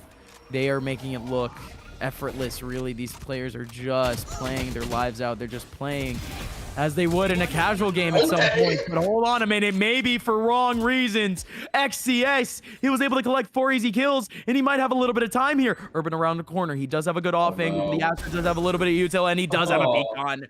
Oh my goodness. 12-4 though.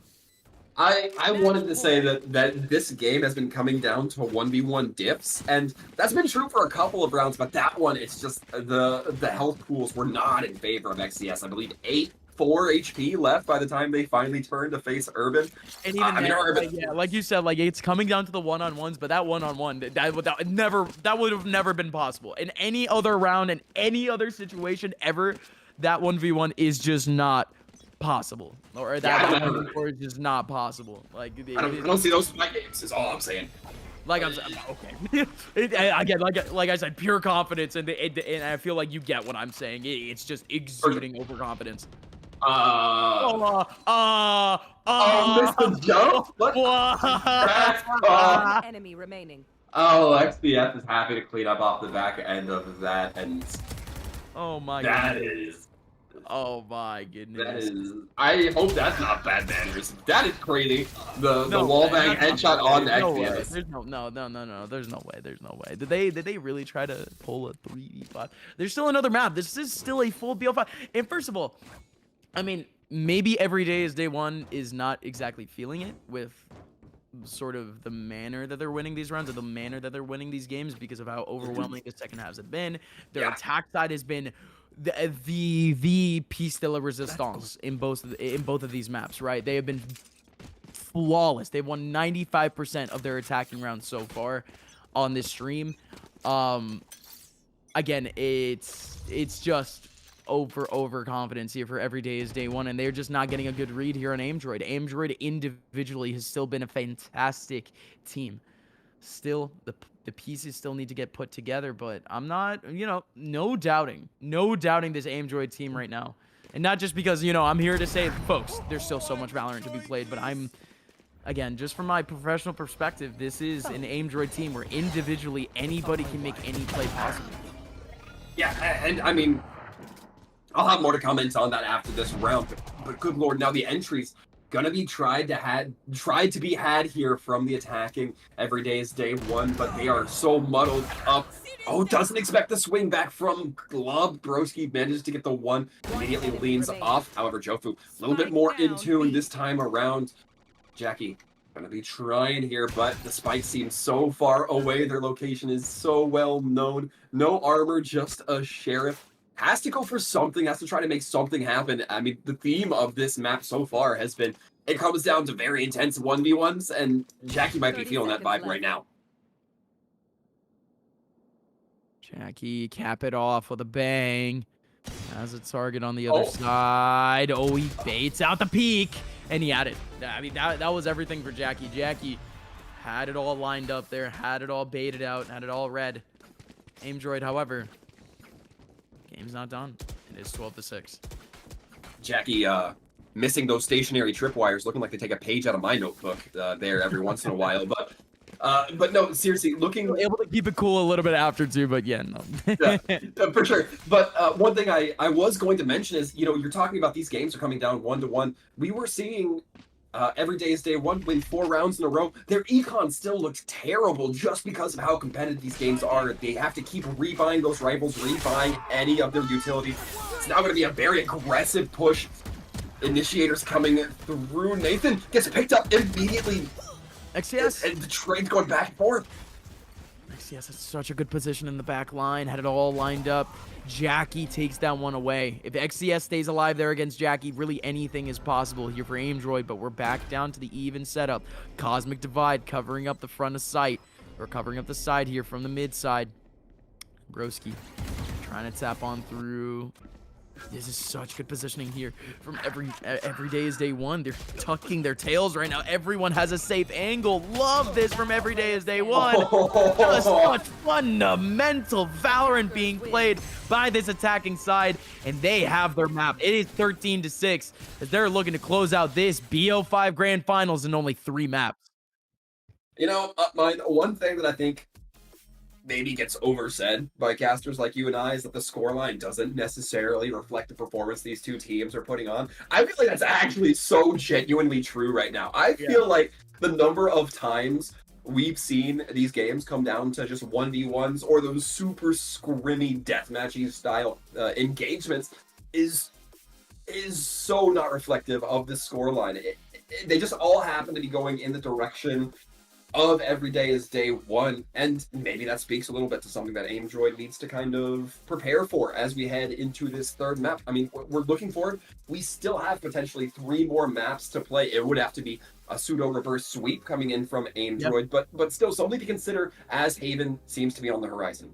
Yeah, and Haven, if we're talking about simple comps in Valorant, Haven seems to be the map where that has held on the absolute most. I mean, you saw You saw the KJ Omen mix between like Jet Rays or Jet Rays or Phoenix. I mean, it's or and then you got like the Breach and the Brimstone, or you replace the Brim with the Astra. Anyways, all I can really tell you is that the agent that came out in the first 2 or 3 years of Valorant has been totally viable in professional play for years. It has stayed viable up until last year. But we just had a major update that just came out and not a lot of film on this map. And there is actually a major rework for one of the agents too that in theory looks insane on Haven in terms of Harbor. So if anybody knows how to play Harbor on either one of these two teams, we might have a little bit of a V formation type situation happening right now because of how coordination has really taken its toll here in this game, right? You know, the team who has focused the most on the coordination, has focused the most on just getting the right idea early on in these rounds. I mean, Aimdroid, they weren't able to put that together. It was their opponents that was able to just have the right idea early on in the rounds. However, Aimdroid still able to do great adaptations. Still individually, these players are able to see the game and they're able to adjust. It's hard to adjust when you're already down in a 4v3. You know what I mean? When you're down to a 4v2. So it's so tough to really see players who like they truly understand what they're looking at with this game. But the agents that they're playing or the agents that are playing around them restricts them, and that's just it's a problem that we might have in matchmaking. Not exactly a problem that I expect to have in competitive play, but we're talking about players that seriously don't have a lot of time to play together. You know what I mean? A lot of the results can be just based on, hey, you're like a gold, plat, diamond in Valorant, join the team. And then they end up making something happen in playoffs, and then you reach a team like this, where every day is day one. They come in with totally optimal comps. All of these guys are sweats, playing this game day in and day out, using agents that came out literally last night. Like, dude, I love seeing both teams right now and where they're at in terms of their Valorant mentalities, but that's kind of the clash right now, and that's almost like really the clash that pro Valorant is gonna have in this next year, where old habits might be dying hard and the new gen, the new blood with the new agents and the new comps, they're gonna be coming in swinging. And to kind of dovetail off of that, from old ideas into newer, you could say more modern, but I would say less thought about ideas. I think like that's a big reason we saw Abyss go so hard in the way of every day is day one, because I think that a lot of the concept has been, hey, Waylay's perhaps not such a great entry agent. Waylay for a long time has been like, maybe she has some application here or there, but it's not something we're gonna put all our chips in. We're still gonna stick with the Rays. We're still gonna stick with Jet, Yoru in certain maps. But I think that now we're kind of seeing Waylay come into her own, and maybe that's something that Aimdroid hasn't had the time or the scrimbucks to really acclimate to, something to kind of get on the opposite end of the board to get the reps in against. I think that that's a very significant consideration, because it's not only how often you run whatever you're comfortable with, it's how often you run against something you might be less comfortable with. Yeah, no, I completely agree. And again, it's coming down to the priorities of the individuals right now, or the priorities of the whole team, excuse me. In terms of this everyday is day one theme, you can clearly tell that everyone just wants to win. And the way to win in Valorant right now is there are plenty of proven ways right now when you just look at pro play, and pro play heavily involves agents like Waylay, heavily involves agents like the Astra. But again, this map, a little bit more traditional, and we might be seeing our first neon appearance, which on this map, fantastic look. But again, that's just to say here, again, this team on your right here, this team is the everyday is day one team. That's the team that has been able to consistently innovate and consistently put out new looks. But look at the agents that they're picking. These are all year 2, year 3 agents. These are all The agents that were here basically from the very, very beginning. Of course, you do see the aim droid side going back to some of their old habits. XDS now on the waylay. What the heck? But still, look at how traditional of a comp that is coming in from Every Day is Day One. I've been taking some notes here, of mine. I've been known as a note taker, and what I find interesting about aim droid is that they've been running Jofu on that cipher for the first 2 maps. And now I start to wonder, why is Jofu no longer on that cipher? Why are they instead opting into Sura to be the one who's playing the Moroccan agent this time around? And I gotta wonder if maybe they're still trying to figure out, what players vibe best with what agents, or if there's perhaps specific niche knowledge that comes in from each individual player, or if it's just purely on vibes. But the consideration there is that there's some element of this team that's not fully composed yet. It's not fully developed into, okay, we're gonna have one person commit to this agent because it is the most effective, or because we anticipate them to be able to perform the best consistently across all maps. Again, it's weird to kind of say, because again, you're not seeing too many trends across this team. I think there might be Goose playing Yoru exclusively right now, but that's literally a thing that's happening right now in pro play. There is a pro that just plays Yoru. Right. So not exactly that big of a question mark. But again, ladies and gentlemen, we have the actual video game in front of us. We have the competition back at it once again, and this could be it. Every Day is Day One, representing Amazon. They are 1 map away from potentially taking away the Corporate Esports Association Fall 2025 Valorant Finals. And you have Urban from that same Amazon team on the front side over towards short, potentially looking to burst things open over on A, but the rest of the team heading over to C. I believe Urban the rest of the team heading over towards C. Just gets the shoulder seen there. Immediately able to pull off, but a nice starting plant from the attacking team. Not too much resistance from this defense. A little bit of damage gone across the board. The waylay, the jet, the killjoy at the very top there. Sura gonna be stunned in window, but Glove not quite fast enough to be able to capitalize on the stun.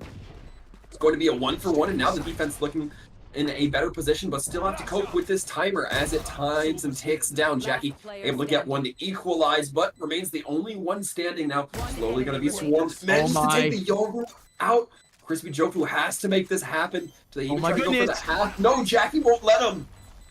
And now it's the one-on-one. Jackie has the angle. No way. No way. Jofu, he takes that as the option, as the time to go down for the defuse. And it is Jackie once again destroying the hopes of Aim Droid. I mean, Jackie at this point has been a bit of a clutch specialist. Fantastic work from Jackie under pressure. Yeah, if I can use a wrestling terminology here that you hear all the time, cerebral coming in from the attacking team. The cerebral coming in from Every Day is Day One, not just here, not just on that one play we saw, but historically, so far, seeming to really get into the mind of Every Day is Day One, and we're seeing it in those one-to-one engages. Nathan off to a great start, taking out Crispy Jofu as the team continues to run it down right on the B side, nestles themselves in comfortably. Now, the damage really going in favor of this attacking team is going to be remaining up to Goose and Sura to try to take them down. Oh no, the weapon swap! My God. Oh my God. Yeah, no, those last 2 kills, or at least that second to last kill. Same thing with the entry too, just going right up into Link, just going right up into their faces. Right now, Every Day is Day One, truly looking like some cerebral assassins, truly getting into the heads of Aim Droid right now, picking apart what they think they know, what they think they're confident in. I love it here from Every Day is Day One.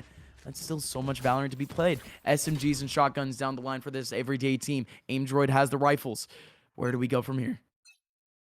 Remains to be seen. The attacking team once again suffering for that econ. Might be looking a little bit light. Nathan dashing right into a stun. I believe that was set up by their own team. Not going to matter though. They managed to get deep into the veins of C-Link towards that window. And the wraparound, a nice clear SWAT-esque coming in from the attacking side as they do manage to take the plant down onto B, and now they only have to worry about that A link. Goose managing to take one, but Broski there to back them up alongside XCS. Oh, but a little bit of discoordination. Wow. It looks like they're running into each other. Yeah, that is just tough. But again, that is what we were talking about earlier with Breach and with ISO, just these agents, and same thing in some cases with Sova and even with Brimstone in terms of the Molly, just in terms of the lethal utility, in terms of taking away these ratty angles. And that's the time tactically where that util really comes out at the very end of these rounds, where you're really just trying to sweep up the last 1 or 2 victims, really, whether it be in a 2-on-2 or it's a 5-on-2. It ends up making the job so much easier. Great stuff at the very end there, and this is seeming like the end of the line maybe here for Aimdroid. Aimdroid coming into this next round with some low hopes. They do not have the same buy as they did last round. They put in all of their hopes into the rifles last round, but they've consistently made this point of the game competitive. We have not seen every day is day one go beyond 4-0, go beyond 3-0. It's been closer at the beginning of these games. Aimdroid, they do have some cheeky little spots to try to open things up, and especially with the Waylay. The Waylay can dash on out of there if the option's there, if the timing's there. XCS waiting. I'm actually quite surprised we're not seeing more emphasis on that C long from this attacking team, knowing that they have those weapons, knowing that they have the longer longer reach weaponry to really just take those one shots out of the hands. I mean, there's a couple of sheriffs, but you might not necessarily have the read on your opposition here. XCS trying to land shots. They're going to be taking the opportunity away from them before eventually going down to that Odin.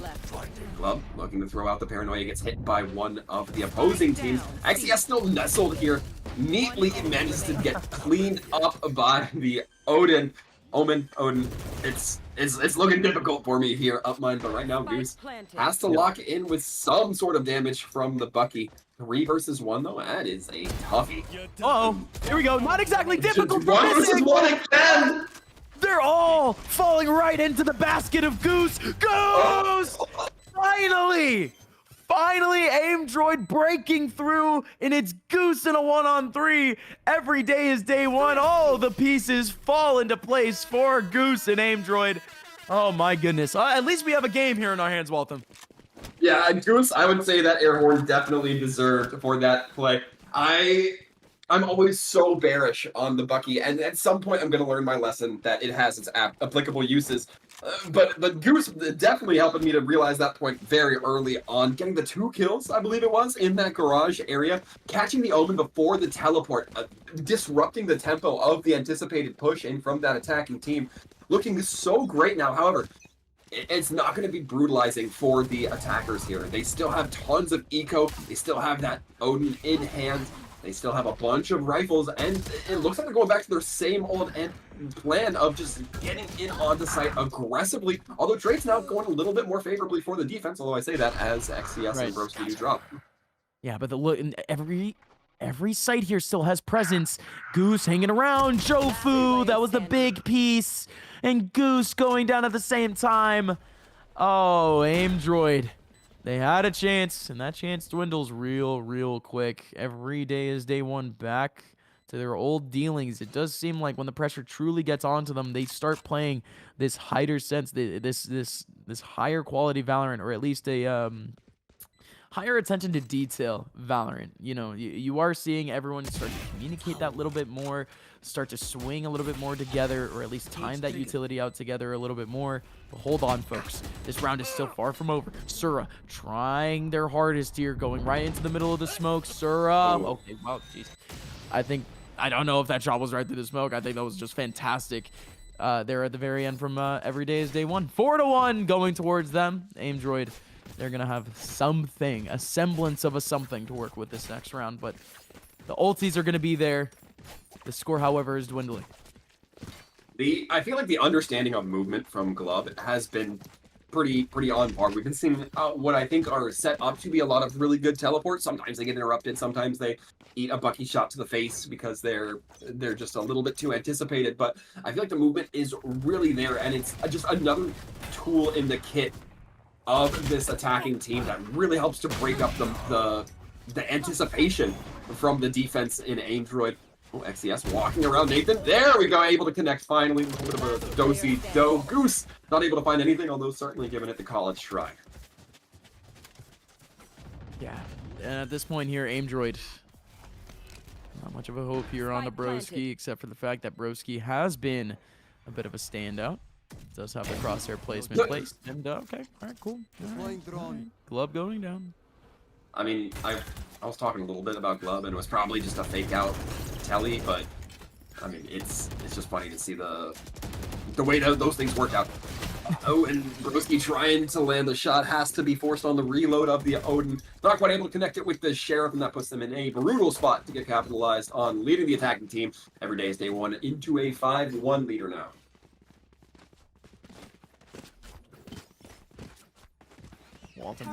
Ultimates across the board here for Aimdroid. You do see every day is day one with such pivotal util to the Rolling Thunder, the Hunter's Fury. Two ultimates here that it can stifle these takes that Aimdroid again, or stifle these positionings from Aimdroid that they've barely been able to hold on to. And you see almost immediately Aimdroid getting into a very conservative position here. And it's not looking like the attackers are looking to attack with just those ultis right now. Not too bad. This isn't exactly bad here for Aimdroid by any means. They get the one pick. Every day is day one. They might have been lining up for an ulti or two to finally make their way onto A, and now they're just running into Jofu. This is finally the first real advantageous situation here for Aimdroid. The Odin, I feel like, is doing so much damage. Those just tearing through those garage door walls, able to take down Jofu on the retreat. Now it's a little bit of a tempo change once again from this attacking team as they just try to hold position, scale slowly.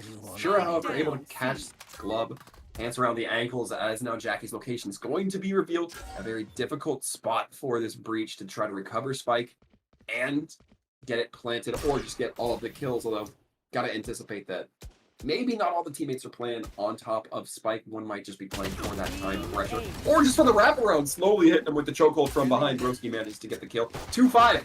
Now defense able to pick something back up.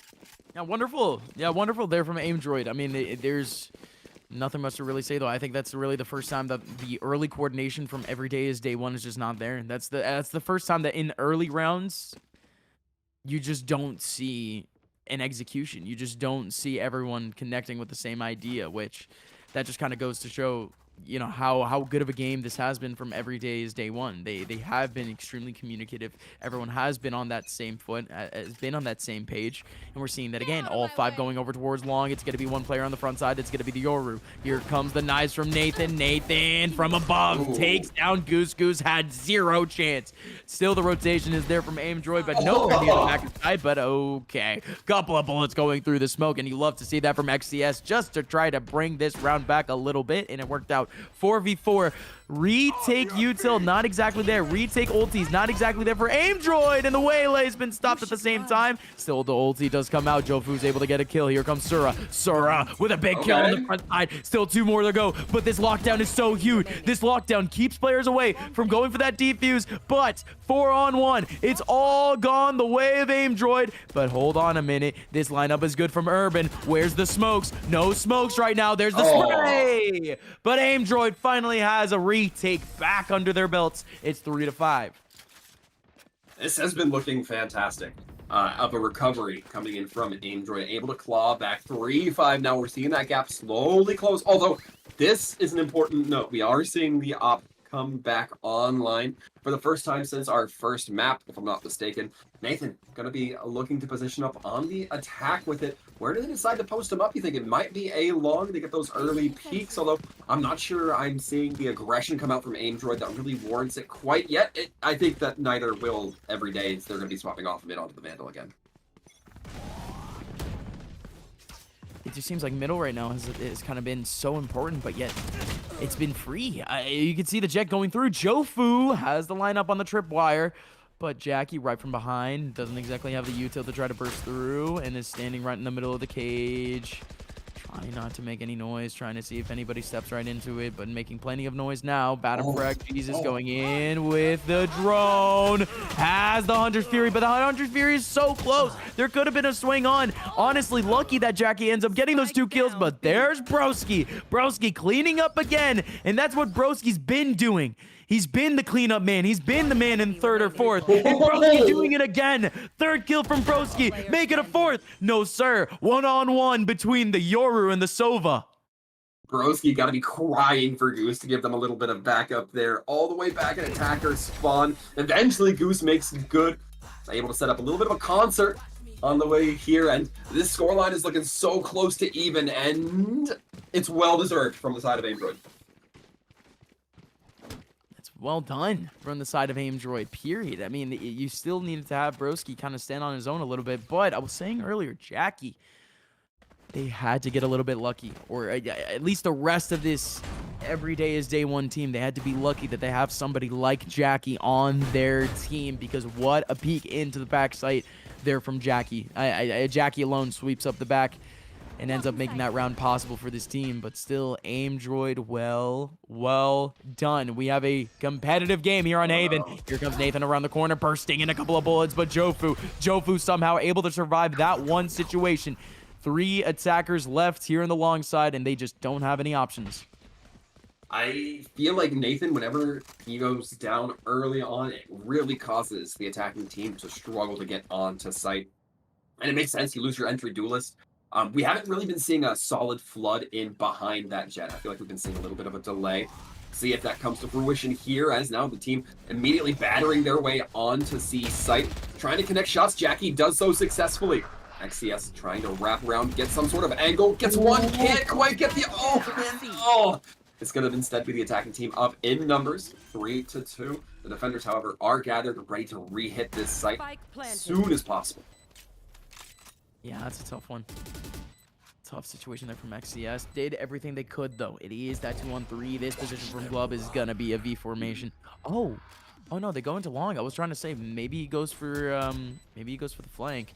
But the spike's not even planted for him. It is just not planted for him. Oh my god, Broski. Oh my god, Broski. Broski, get back on that angle. There it is. But it's a 1-on-1. And the Omen is so close. Only needs a single bullet on. Oh, goodness. Oh, goodness. Broski. Oh, man. I mean, it just hurts in terms of the HP, doesn't it?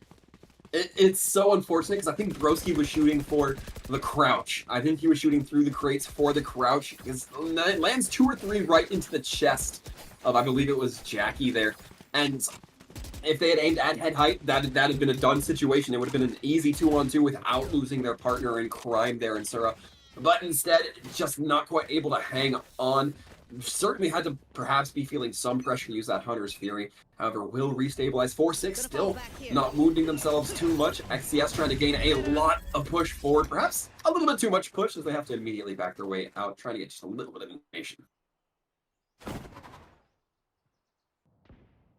I was about to say, Goose is starting to pick off a little bit too much, potentially. All the way out in the open and long with just a Vandal.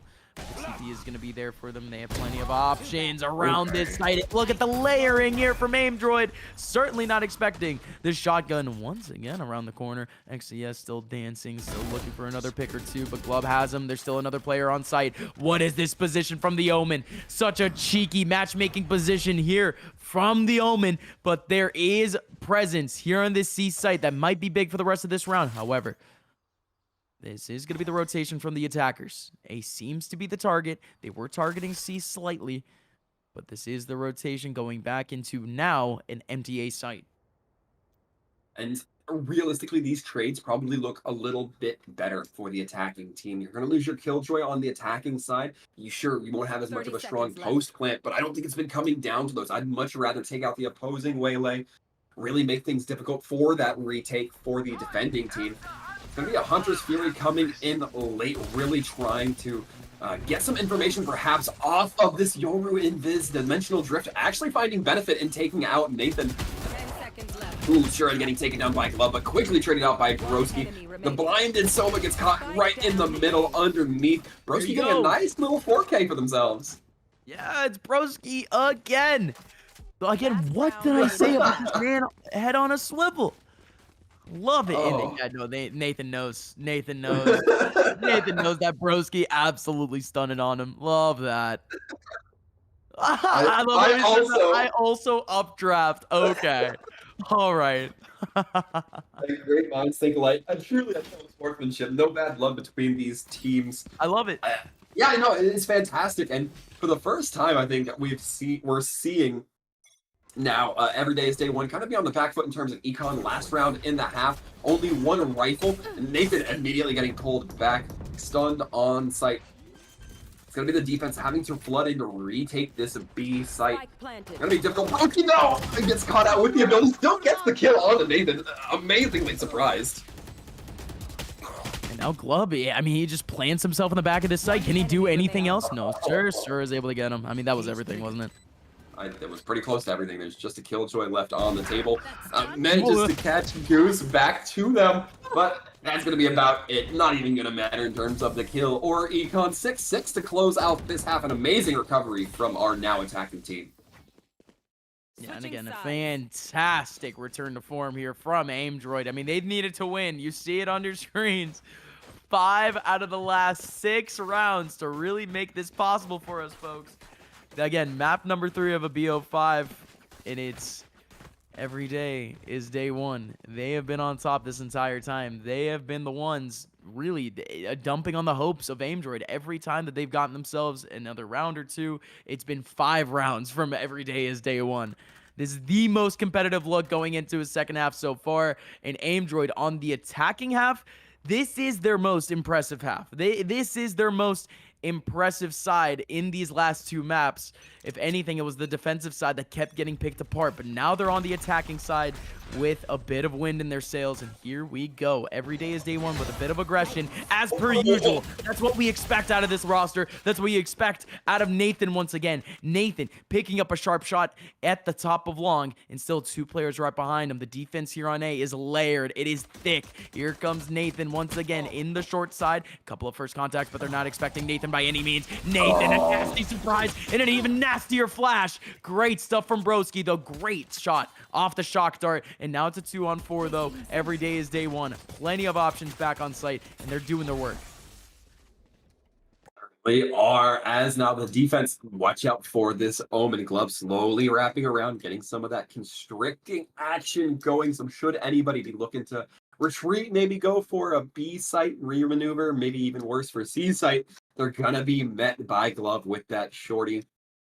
Again, the shorty always comes back to haunt my nightmares, and maybe potentially it might be haunting Joe Fu and Broski as well. They still look like they don't know exactly where they want to go. However, they're not fooling anybody. That Omen being planted there has the read as to what the rotations might be. Broski able to get one onto Jackie, and that's going to be a good indicator that maybe Glove will start to take a little bit more space. All right, it is the pistol round at the end of the day, and I'm not seeing crazy off angles. This is totally possible. There it is. Spikes in the middle of sight. No shark darts remaining. They do have the information, and that shot through the box. So good. No chance. Oh. What was that? That, I think, was a rough right-click spread coming in from Urban. Landed only 1 or 2 into the planter, despite being maybe 5 meters away. Was that? Wait, no. What was that? What was that effect on the screen? Am I crazy? You might be crazy. Let's just say that. Okay. But no, now the defense are in a very powerful position. I love seeing the Outlaw come out. Actually kind of surprised we didn't see it too much on Abyss, although might not have felt necessary for those long sight angles. Instead, it looks like it might be the double up coming in from this defensive team, holding on to long. A Goose immediately putting one down, and Nathan, that is a great start for this attacking AimDroid team. An aggressive angle to be pulling with that Outlaw, I'd say. Shadows traveling here too. This seems to be a free C site. But the man in the back is gonna put up such a fight here. What's the Omen gonna do here? Grub backing up, but it's Jofu taking out Urban. And more importantly, the man in the back of C just doesn't hold it down. Doesn't try to utilize the SMG to its full potential, and instead just backs on out. Allows for the retake now for the rest of this defensive side, but I would like to think that that position was real important. Here we go, folks. Goose with a bit of a chance here, bit of an angle. Shots ringing out all the way down onto Jofu. This is starting to look pretty good here still for Aimdroid. So much time being ticked off the clock. And oh my goodness. The shots from Glub. You've got to be kidding me. Needs another headshot, but that's a collateral coming out from Goose. It was all looking good from Aimdroid. Maybe a bit of a bump in the road in the middle there, but still 7-7. I'm gonna stand by it. I think that the big flaw there was Nathan taking a bit too aggressive of an angle on the outlaw. I think you peek through garage doors, you have to put yourself in a disadvantage just because of the amount of positioning that can be done easily by the attacking team to lock you down in that space. It cost them an outlaw. They had to retake with 2 SMGs in an outlaw. That's a tough retake, even if your opponents are on a little bit lighter of a weaponry. Now, however, we're going to be seeing some rifles come into effect, mostly for Aimdroid. They're not going to be buying too heavy up, just a Vandal, just a Phantom, with a smattering of other accoutrements throughout this matchup. Now the defense playing off of Seaside, don't even want to touch those long angles, and Glove found out exactly why. Yeah, it's going to be total retake once again coming in from the defensive side, but this time they have so much less to work with. What is the idea here? Again, I can't focus too much because, again, it could just be a quick mistake coming out from the Omen, or not even a mistake. Again, it is the safest option there from the Omen. Just back on out, tuck your tail, try to go for the retake. But, at the end of the day, every day is day one. They've done so much more than that individually. They know that they have the possibility to really pull any play out of their pockets. And oh my goodness, 2 headshots coming in back-to-back fashion. Still Aimdroid getting the kills that they need to keep this round in their hands. And okay, and that was it. The 2 sheriff shots at the very beginning was just a false flag. It is 8-7. Aimdroid, ladies and gentlemen, have their first tie of this entire series. My goodness. Well, yeah, that is Aimdroid now taking the lead. More importantly, the first time I believe they've taken the lead in this series, unless there was they've started a game with the lead. This is the first time that they've that's right. the lead. This is the first time that they have flipped that scoreline, that they have actually, in the middle of the game, started to lead. Because, of course, the pistol round is the pistol round. But this is a full, traditional, competitive game from Aimdroid. And right now, they're not looking to keep things too steady. They're switching up the ideas once again, but still keeping it safe. 3 players over towards the long side, but still committing the bomb back towards spawn. And everyone from every day is day one. No, they're scratching their heads right now. There's so many different positions right now for this team. They keep switching it up, and my goodness, what a shot from Nathan onto XCS. And that is going to force the rest of Aimdroid to kind of react here. But this is where those weird positions from the defense kind of starts to come in. There is only one position here on A being covered up by the Sova. Now it's going to be the defense reacting in kind, looking to saddle themselves up very closely for that A side hit. Broski throwing in the Hunter's Fury, managing to get a lick onto Nathan. Maybe taking them a little bit low, but nothing within that true criticality range. A nice shock onto Glub. Going to be doing a little bit of damage as well. This chip damage is just coming in so effectively. That breach really pressuring down Shura with those abilities. Going to be taking the final blow there as well. And now, despite the health pools looking a little less healthy for the defending team, there's certainly going to be numbers up in this whole charade. As now the attacking team gets onto C site, slowly getting the plant down, and Jofu going to be looking to advance, take this space, and not let the defenders get comfy. Taking down Urban, doesn't quite get the trade on the Jackie, though. Jackie just chipping it down. That is beautiful work from Jackie just to get the one safe pick. Oh, Broski, he gets revealed, but it was all it was all Goose. Goose with the double kill. Unbelievable stuff. And still Broski there for the cleanup. Aimdroid, they're figuring it out. They are. They're doing pretty fantastically, and I have to wonder if they're just getting too much of a read on Nathan. I've talked about it before, and I genuinely do think it's an ingredient to why they're being so successful. They're calculating how this entry duelist is operating. They're not letting them get comfortable, and because of that, you start having to see Glove and Jackie take more of that mantle, take more of the head-to-head contests going in there, and it's just not quite working out for them. Nathan can immediately be popping the knives, come one-to-one with the team of Aimdroid. However, doesn't quite get anything. Broski able to trade out on Jackie with the loss of XCS. Nathan quick to pull out the classic Jofu. Cool, pulling out the Phantom, trading it back. Oh no! Glove is right there! What is happening? What is happening? 2-on-2 head scratchers all over the place, but By God, we still have a round. It's a 2-on-2. Dude. Oh, I love Valorant sometimes, truly. Here comes the Hunter's Fury, blowing this side apart. My goodness. Bottom frag, getting all the damage, getting all the information, but Goose still has that spike down. Still playing around now with this position in the back line. My goodness, Urban, what on earth is this round, dude? Urban peeks out with his knife. One-on-one. Bottom frag misses his shots, and it's Goose to get it. Again, probably one of the weirdest rounds that you will ever see. But Aim Droid, they don't care. They get double digits off of it. I'm gonna stand up for my friend Urban here. I think they were trying to place the turret down so they could watch other angles. I did see that they dropped right as that turret came up on the minimap. I don't think it was just a knife check. You gotta be kidding me that you can't. No, well, yeah, absolutely. It wasn't his knife out. It was the turret. I absolutely understand. There's not a lot of time. There's just no guarantee of where this man could be at all. But yeah, that's a lot less of a mistake than having the knife out. I completely understand that. But here we go. Nathan gonna be able to get the pick off of the only broski, backing out immediately into A site, and look at the protection from Every Day is Day One. 4 players surrounding this A site immediately, and it's a massacre from Every Day is Day One to kick things off. 2 players remaining for Aim Droid, and 5 full strength for Every Day is Day One. Yeah, I think Aim Droid may be getting a little bit too big for their britches on that one. Looking to lead in. It was a little bit too heavy. They kind of changed their own pace up a little bit, and it's just not a pace that was working for them. And it's not a pace that Every Day is Day One is going to let you have without punishing you for it.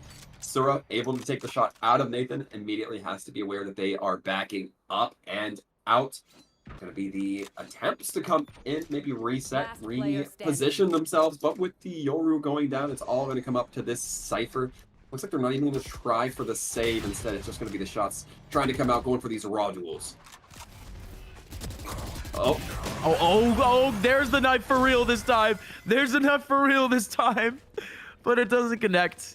And it's still a disrespectful round. This is just the type of rivalry that these two teams have kind of developed in just this best of 5 alone. Yes, Aim Droid, they lost the first 2 maps in totally dismantling, in a total dismantling, really. It was 13-4, 13-5, both maps. And now we're looking at an Aim Droid that they still have a chance. In both of those 2 maps that we saw before, regardless of the scoreline, Aim Droid were humbling Every Day is Day One with so many interactions, with so many one-on-ones. There's always been this potential of Aim Droid finally finding their gap, and here they are, 10-8. But Every Day is Day One. They finally have some eco under themselves. They could be building up a bit of a streak now. XCS totally stunned and still backing out with the plant. This is going to be all in the hands of Every Day is Day One. What do they have to take back? They do have the Rolling Thunder, but they end up expending that pretty quick. Only 1 more smoke remaining. I don't even think they have another smoke. Now it's all just a classic 1vx. Really just 5v5 in the middle of mid. It's so much chaos. 3-on-3. I love that they just got aggressive with XCS to go in for the plant. Plant in such an exposed area from window. Bottom frag, holding for their teammate. Urban eventually has to peel off and go for it. Oh, this is not going to look great.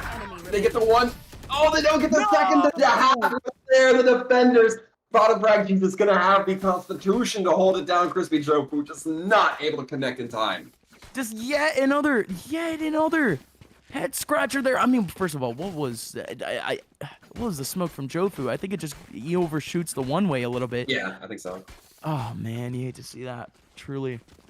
Oh man, 10-9 though. You could see how close that last round was once again. Every Day is Day One. Dwindling a little by little. Their ultimates wasn't able to get them into the middle of that site. They needed raw peaks, and Urban, I mean, he needed to literally dodge bullets to win that round. And Nathan, how is Nathan in bottom mid right now? How is Nathan getting these kills? How is Nathan still alive? 10-9, surely turning into 10-10. And it's all Nathan so far. Broski finally takes him away. But what a play from Nathan. Jackie gonna be holding this window. Doesn't manage to get the drop. And now things looking a little bit better. And I mean that very marginally with how low that Yoru, played by Goose, is looking right now. Going to be the Sova trying to go out, get information, trying to make sure any paths they cross might be a little bit clearer with that owl drone. But so far, undecisive from the side of Android. Might be letting things settle down, seeing if they can get any more utility out. Although it's just going to be the Sova on the opposite side and Omen, as the Killjoy probably not looking to move too much of their gear until things officially get settled. One enemy This remaining. round was Spike down possible. A. Yeah, it is possible. No. Not quite. This is a 1-on-3 for Goose with 23 HP. Try as he may. He has 30 seconds left. I mean, hey, not exactly impossible. Totally impossible. He's going to have to take every interaction one by one by one. But with the way that this is kind of working out, Goose, he can get this plant down, get pretty deep into spawn. But this one-on-one against bottom frag Jesus is probably the toughest interaction so far for him. He's not spawning anyone. 6 seconds left. The Sova, he's not reacting. He's not moving. He's not moving too far just yet. Goose, he had to 50-50 aside there. Yeah, he knew Great that. shock dart, though. I didn't even realize he pulled that shock dart. Fantastic. A bottom frag knew he had the time. He knew that the Sova, or the Yoru, excuse me, was going to have to go for the plant and that he'd be pretty much animation locked that entire time. So he didn't have to feel like the need, like he was rushing. Just took his time, walked up to him, put a couple in the back of Goose, and settled it right then and there. We're all tied up again. And if you're Android, you don't want to see that lead slide away from you. You just worked so hard to get it. Dude, it's 10-10. I don't really know what to tell you. Every round has been a totally different situation here for Android. Regardless of the scoreline, it probably just doesn't even matter at this point. Everything is round by round. Everything is moment by moment, play by play for this Android team. Nathan, he's gone. He still has one more player. He still has Glub right behind him, but he's dead. Glub had it all to do, and now it's Android finally with an advantage. But look at the rotation. There's someone right there, right in the back of sight, and he's able to tuck his tail and go right back into spawn. Hunter's Fury in a lockdown to try to make this retake possible. And I've said it before, and I think I'll stand by it. Nathan goes down early, things suddenly get so much harder for this defending every day as day one, making it look so difficult. Now they have to retake Sova. Just saw him use his recon arrow. Won't be up for another 40 seconds, I believe, with the new timing changes. A lot of kit has to be committed here, and it's going to be bottom frag managing to take one down. We see the entirety of the attacking team trying to hold these sight lines. Manages to get one. It's all up to Jackie, but can't quite make it happen. Broski with another 3K. We see multi-kills from Broski all the time. And that was all 3 kills coming out at the very end. Broski again and again and again and again and again, proving what we've been saying since the very first map. You put Broski in a position to just aim, to just look at players' heads and click mouse 1. And my goodness, they do a fantastic job. 26 kills so far for the only Broski. What a map so far. In that last round, again, proving some of their strengths. But 11-10 is a massive round here for every day is day one. They have 3 players surrounding this A site. And look at the util coming up for the breach. And look at Nathan. Nathan coming in, looking for the headshot. You're right on him. But Goose goes down. There goes the trade. Still 2 more players on the back of A for this defensive side to try to hold this back. The attackers taking their time little by little to try to get in here. But look at the defense here from every day is day one. Very remote, very conservative, very far away from this A site. Yeah. Both those duelists down in short getting caught out by the same blind, both trying to recover and get the advantage onto the other one. It will be trade for trade there. And now slowing down the tempo, recomposing themselves, knowing that there's no longer that jet to really capitalize off of speed, but they still do have the waylay. Android's really taking their time, really trying to finagle their way. Maybe perhaps get into the minds as well here of every day is day one, who we're seeing bring out the old classic. I'm calling it the old classic in the Odin. It's the everyday classic. But looking to really try to utilize those thin walls that are on certain angles, but given that they're on the defense, they don't get to make the calls as to where that goes. They don't get to make the calls as to where those engagements get taken, so might not be able to find it. It's now going to be a little bit of a push. The Hunter's Fury coming out. Broski really trying to mitigate any pushes here. Not quite sure where they're aiming at, but Jackie able to get 1 XCS equalizing, and now it's going to be Heaven held by 2, and something has to happen. Something has to give for this defensive team to make a break. No, incredible stuff off the Hunter's Fury, but this is it now. Broski trying to track, but Jackie's still there. What a track from Jackie and Glub. there to finish it off. Jackie, sharp as ever, has been one of the strongest players in this entire tournament, and my goodness, proving it at the very end now, 11-11. Again, every day is day one, 2 rounds away from taking away a championship here. Aim Droid, they've been the ones up against the ropes this whole time, trying to prove their aim in some way, shape, or form. Jackie and Glub have been here this entire time. Beautiful stuff from Jackie.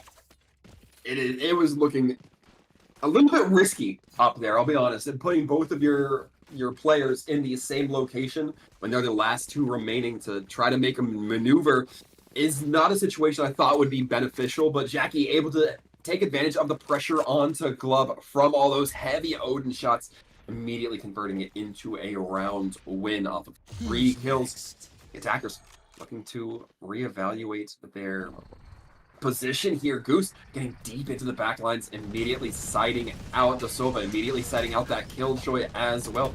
They're getting pinged by the recon dart as well. This is looking messy all over. Jackie able to claim another 2K to their name. And Christy able to get 1, and the knife trying to come through. Gonna be Jackie 3K in the end. Oh, well, that was it. Every day is day one. Just held it down on site. Aim Droid, they had no widespreading util to really take over the back of that site.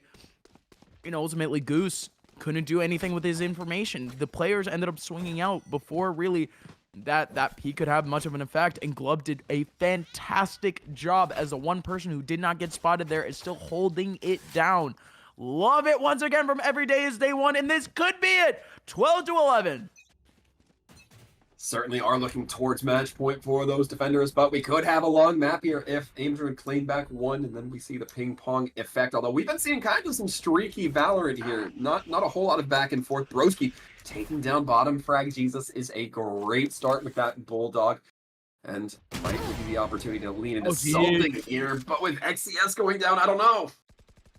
Yeah, that's tough here. The spear has been taken away, and the Yoru no longer has his ultimate to try to break things apart. This Omen might have to do something crazy in the rest of this round. 1 minute. 1 minute remains, and now the attackers look like they want to try to commit some presence towards this garage, perhaps. Omen likely to use his ultimate right now as we see it go sent right back onto the back of C site. Urban going to be whiffing the shots there, but eventually does clear him out. Should have the information, the Omen, that the Killjoy is there. The tough call here, I mean, they see the Killjoy. There's still so much KJ util here. They opt to go right towards them. And here we go. The TP from the Aura works out. And it's all Goose. Goose trying to keep Aim Droid alive and is absolutely doing his best to keep them in this game. 4-2, 4v2 now for the rest of this round. Nathan has an angle, but Broski, what a reaction. 1-on-3 for Jackie, and Jackie is aligning up the stars. Each one of these players separate at the moment. There are 2 players that can play off of each other right now. Jackie has 0 coverage, and this spike is blended for long. This job is so difficult here for Jackie. Somehow they might be able to line up the stun here, but it's just not going to work out. They're not using that stun immediately. The one way is in. Jackie's able to get 1. Surely the round is done here, though. The stun coming in. Doesn't get both. Oh, my goodness. Goose still comes in with a shot, and we have overtime. Switching sides. Oh my goodness, put on another pot of coffee up mine. This might be a long one. We're going to be seeing the overtime come in here. $5,000 in the pocket of each player on the field. For those of you unfamiliar with the rules, going to be enough to buy a rifle and some armor. Maybe an op if you're feeling a little bit cheeky. But it looks like neither team's going to be opting into that. Instead, it's just going to be the classic head-to-head 5 versus 5. No Odins, crucially. Additionally, it's going to be XCS eventually electing towards it, but I don't know if that's going to be the tempo maker. I think I always prefer to see it on Every Day is Day One. We've been seeing some great effect to it, and Glub's going to grant my wish. This is a red carpet. B side is totally open here except for the Cypher. Cypher, I mean, the pressure's going to have to come down here to the Omen Smokes, and already the Omen Smokes really just takes away all the effect from the Cypher. Beautiful work here from Every Day is Day One. They have picked correctly here in this round, and they have B. Oh, wait, they're not planning just yet. There could be a PCU tilt to try to knock him out. So, Sura ends up getting the shot onto Glub. It's a 4-on-4 now, Waltham. They have that jet tucked way into the back of sight. Nathan just content to hold making Wow. the attention of this attacking Android, or this retaking Android, be so divided. Jackie does manage to throw in the utility, trying to really disrupt with that aftershock. Didn't seem like he got the half, though. No. Going for the diffuse, and Broski catching Jackie as they enter the smoke. And Broski just, just the position to be in there. Fantastic work, Aim Droid. Switching sides. Find a gap Match here on the point. defensive side. They now are one round away from making this series truly competitive. 2-0 here for every day is day one, but we could still have so much more Valorant here on this broadcast with only one more round here from Aim Droid. They're starting off on this attack side once again. The only Broski pulling off the first 30 bomb of this series so far. Of course, with us having so many rounds, with us making it into overtime, it was bound to happen for either Jackie or Broski. But here we are. The defense, they are so postured right now over towards C. A is completely empty at the moment, and you can see the defenders start to react immediately. They are making such a desperate sprint back over into A, and they have no idea if it's there anyways. And I feel like that's the attackers effectively breaking the defensive line. I feel like there was a huge commitment of players into the various zones, but now it's just kind of settled into a default. Maybe they were expecting a little bit of a flood or a surge. Not going to be the case, though. Android really taking the time, catching their breaths, trying to find any sort of utility here. They're not going to have as easy a time at B site. It's going to be the information gathered. XCS is able to collect themselves into Garage Glove, just holding this corner with the Odin, ready for anybody. Danger zone here for the attacking team. XCS does get taken out almost immediately. And Glove's still going at it once again. This Odin has been a nuisance, to say the least, and Broski has no chance. Wonderful stuff from Glove. As now the rest of the attackers, they start to just pick up the pieces here, and they have a Cypher in the back line. They have a chance. They could be able to take away this round here with just the players that they have right now, with just the positions that they have right now. Jofu tucks himself into the back, but once again, the Cypher is here. They need to take away some sort of attention here from the Cypher. Sura goes down, and the hopes begin to dwindle. Aim Droid with all of the responsibility just down to Jofu and Goose, and now it's just Goose. Goose takes away one, has 4 more to go through the smoke, able to get one. Goose has the ultimate, bursting through. What? Excuse me? Okay, very nicely done from Nathan, and that is 13-13. We're back at it. The biggest thing I disagree with. XCS can die to the Odin. That is fine. I don't know if I agree with the re-peek from Broski while that Odin is actively firing off. That is just a recipe for disaster. I think you keep Broski in the fight. That can change how that round goes I so absolutely easily. agree. I absolutely agree, because again, Broski, he sees his teammate go down. He sees the smoke go down immediately after. I mean, at that point, Jofu could be placing down that smoke, or not Jofu, Glove could be placing down that smoke to be able to leave, but regardless, big risk for a team that just wasn't in the market to make those risks. No, not when you are this closely matched against your opponent now. A tempo change coming in. It's going to be the quick step coming in from this now attacking team in every day. Nathan gets tagged, but it doesn't matter. Able to get back into safety courtesy of the Omen smoke and a little bit of a jet dash up draft maneuver. And the defense going to be hurting. It's up to Sura. It's up to Broski to try to make something happen, but the attackers breaking their ankles, immediately pivoting it over to C. Yeah, no, beautiful move. This is as safe as it gets. I mean, you get so many deep kills over towards A, and you still opt to go to C. This is a team that's looking for a championship. They want to win this. Every day is day one. 5 players alive. They have dwindled down Aim Droid to 2. The HP is there. The util certainly is not. They do have a cage potentially still in the hands of Sura, but now it's all on Broski. Broski is gone, and it's a flawless round of all rounds, of all types of ways to win this one out.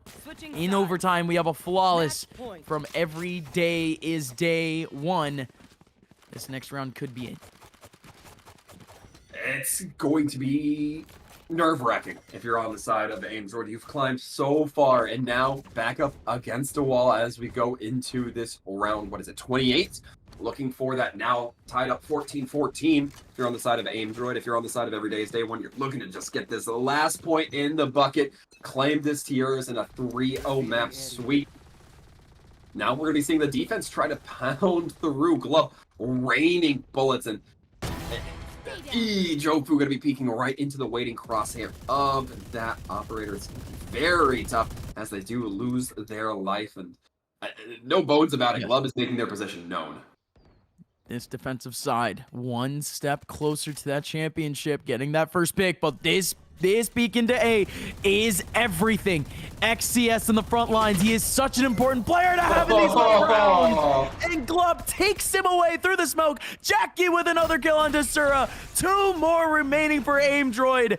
They have tried to claw their way back from these disadvantages, but they just haven't been able to do so. And now it's as deep as it gets. 1v5, and it's all over. Every day is day one has reached their ultimate destination, a championship. Every day is day one are your winners. Huge big ups to every day is day one. And I mean, that is not to say that they had an easy fight, an easy competition here against Aim Droid. There were so many points in all of these matches where I'm biting my fingernails. I'm thinking who's going to come out in this specific 1v1 duel, or in this specific 3v1 duel turned into a 1v1 duel. There was so much to be happy with walking away from those matches. I feel like we needed more time to let those cook, but 13 to 15, a great amount of rounds to see coming out from that last Haven map, if we don't get to see the extra 2 maps in this best of 5 series. Again, ladies and gentlemen, if y'all are consistent viewers of the Corporate Esports Association, y'all would know that a lot of the grand finals here for Corporate Esports Association, they can be pretty one-sided. Just because you have no idea who could be hired by these companies. You could have ex-pros playing for these companies. Of course they could be. I mean, it's guys who know how to use a controller really well, who know how to use tech really well, who know how to study really, really well. So it's having 2 teams at such an even level. Of course, it was the 3-0, but again, in my professional opinion, this game was as even as a 3-0 could possibly be. And especially with the round count that we had at the end of maps 1 and maps 2. Just a reminder, folks, in map number 1, we had like 3 forfeited rounds. We had 3 rounds basically given to the other team. This whole series is a what if really of, what if we had an Aim Droid team that just started that little bit better back on Bind, that just started that little bit better back on Abyss. But regardless, no matter of the what ifs, of the who if, at the end of the day, every day is day one. From the very beginning of this series, showed pure class, showed knowledge of the game, showed up-to-date knowledge of Valorant, and at the end of the day, they were able to execute in terms of the aim on the same, if not better, level than their opponents over in Aim Droid. From my perspective, all I can say is congratulations to really both teams for showing such a great look today. But again, we needed a winner, and ladies and gentlemen, this is your bracket. Hyperspike coming in as your champions from last year, coming in as one of those top seeds, did not make it through every day is day one, and for good reason. Every day is day one, perfect sweep through playoffs, 7-0 through the maps to win the fall 2025 season. And I think that is a great kind of metric to compare just exactly how good Aim Droid should feel about the performance they put up today. Aside from the fact that you had 2 tech glitches, which you mentioned of mine, you're going up against a team that has literally not been defeated on any map. I'm sure they lost some rounds, but there's nothing in the scoreboard we can look at just off of this graphic that says there is any weakness in their armor. I think that you are going to be very happy. At least I think you should be very happy. If they're real competitors, maybe if they're harsh on themselves type competitors, then they might, say, hey, we could have done this better, we could have yada yada yada. No, I think you just look at this scoreboard and you say, hey, this is a team that we took to the limit, and we are absolutely content with that. Every day is day one, still fighting for a great prize in the donation of charity to St. Jude's Children Research. So a big congratulations to them. Aim Droid not walking away with nothing either, donating to the charity of Doctors Without Borders. Good causes all around, and just as good Valorant play. Yeah, ladies and gentlemen, I think we're all just having a good time here. Shout outs to Billy. Billy, do you want to say anything? No, I don't think so. I don't think so. Ladies and gentlemen, I think we are done for this broadcast. Again, we have to give the biggest of congratulations, of course, to our winners. And every day is day one. But of course, thanking every single person that was involved in this fall 2025 season. Thank you to all of the competitors. Thank you to all of the supporters, for the competitors, for everyone tuning into this broadcast. Thank you for spending some of your Saturday afternoons with us here at CEA. My name is Upmind. You can find me places. I promise you can find me where you need to find me. Link is right there. But for Sir Waltham, this is my boy right here, ladies and gentlemen. I've only worked with this guy twice or thrice now, and it has been a fantastic experience every single time. Shout outs to Sir Waltham. Shout outs to the production. Shout outs to Rhino. Any final thoughts here, Mr. Sir Waltham? Yes, before we go, I do want to send out the reminder to all the viewers at home that CEA is going to be having their winter games return next month. So the usual corporate only rules not going to be applying to the winter games. So make sure anybody can register. We want to make sure each event is either going to be one day or one weekend in December for those of you who might be looking to plan that, get a little bit of holiday cheer in the form of gaming. On the 13th of December, that's going to be a Saturday. It's going to be Teamfight Tactics, Battlefield 6. Love to see that. Battlefield 6, a new game coming out. They're going to be hot, going to be on it. Following that, December 14th, going to be League of Legends, the old certified classic when it comes to esports, aside from Counter-Strike, which we might be getting into a little bit later. And Rocket League. that CEA, that in terms of the employees at these companies, love playing League of Legends. December 13th and 14th, we're going to be seeing Rocket League. Following week, December 20th, another new game we're going to be seeing come here, 2XKO. Huge fan of the fighting game from Riot coming in. StarCraft 2, we're taking it in the opposite direction. We're going old school. We're going vintage with StarCraft 2. And then Dota 2 on the 21st of December, folks. Make sure you keep eyes out. More info, sign-up links, and the rule sets will be announced very soon via the Discord. So stay plugged in, cea.gg/Discord. Grab your friends, get ready, have a great time. But Upmind, I'll take it from here if you don't mind. Sir Waltham, Upmind, we've had a great time casting for you folks. We hope to see you next time. And until then, stay safe. Take care, everybody.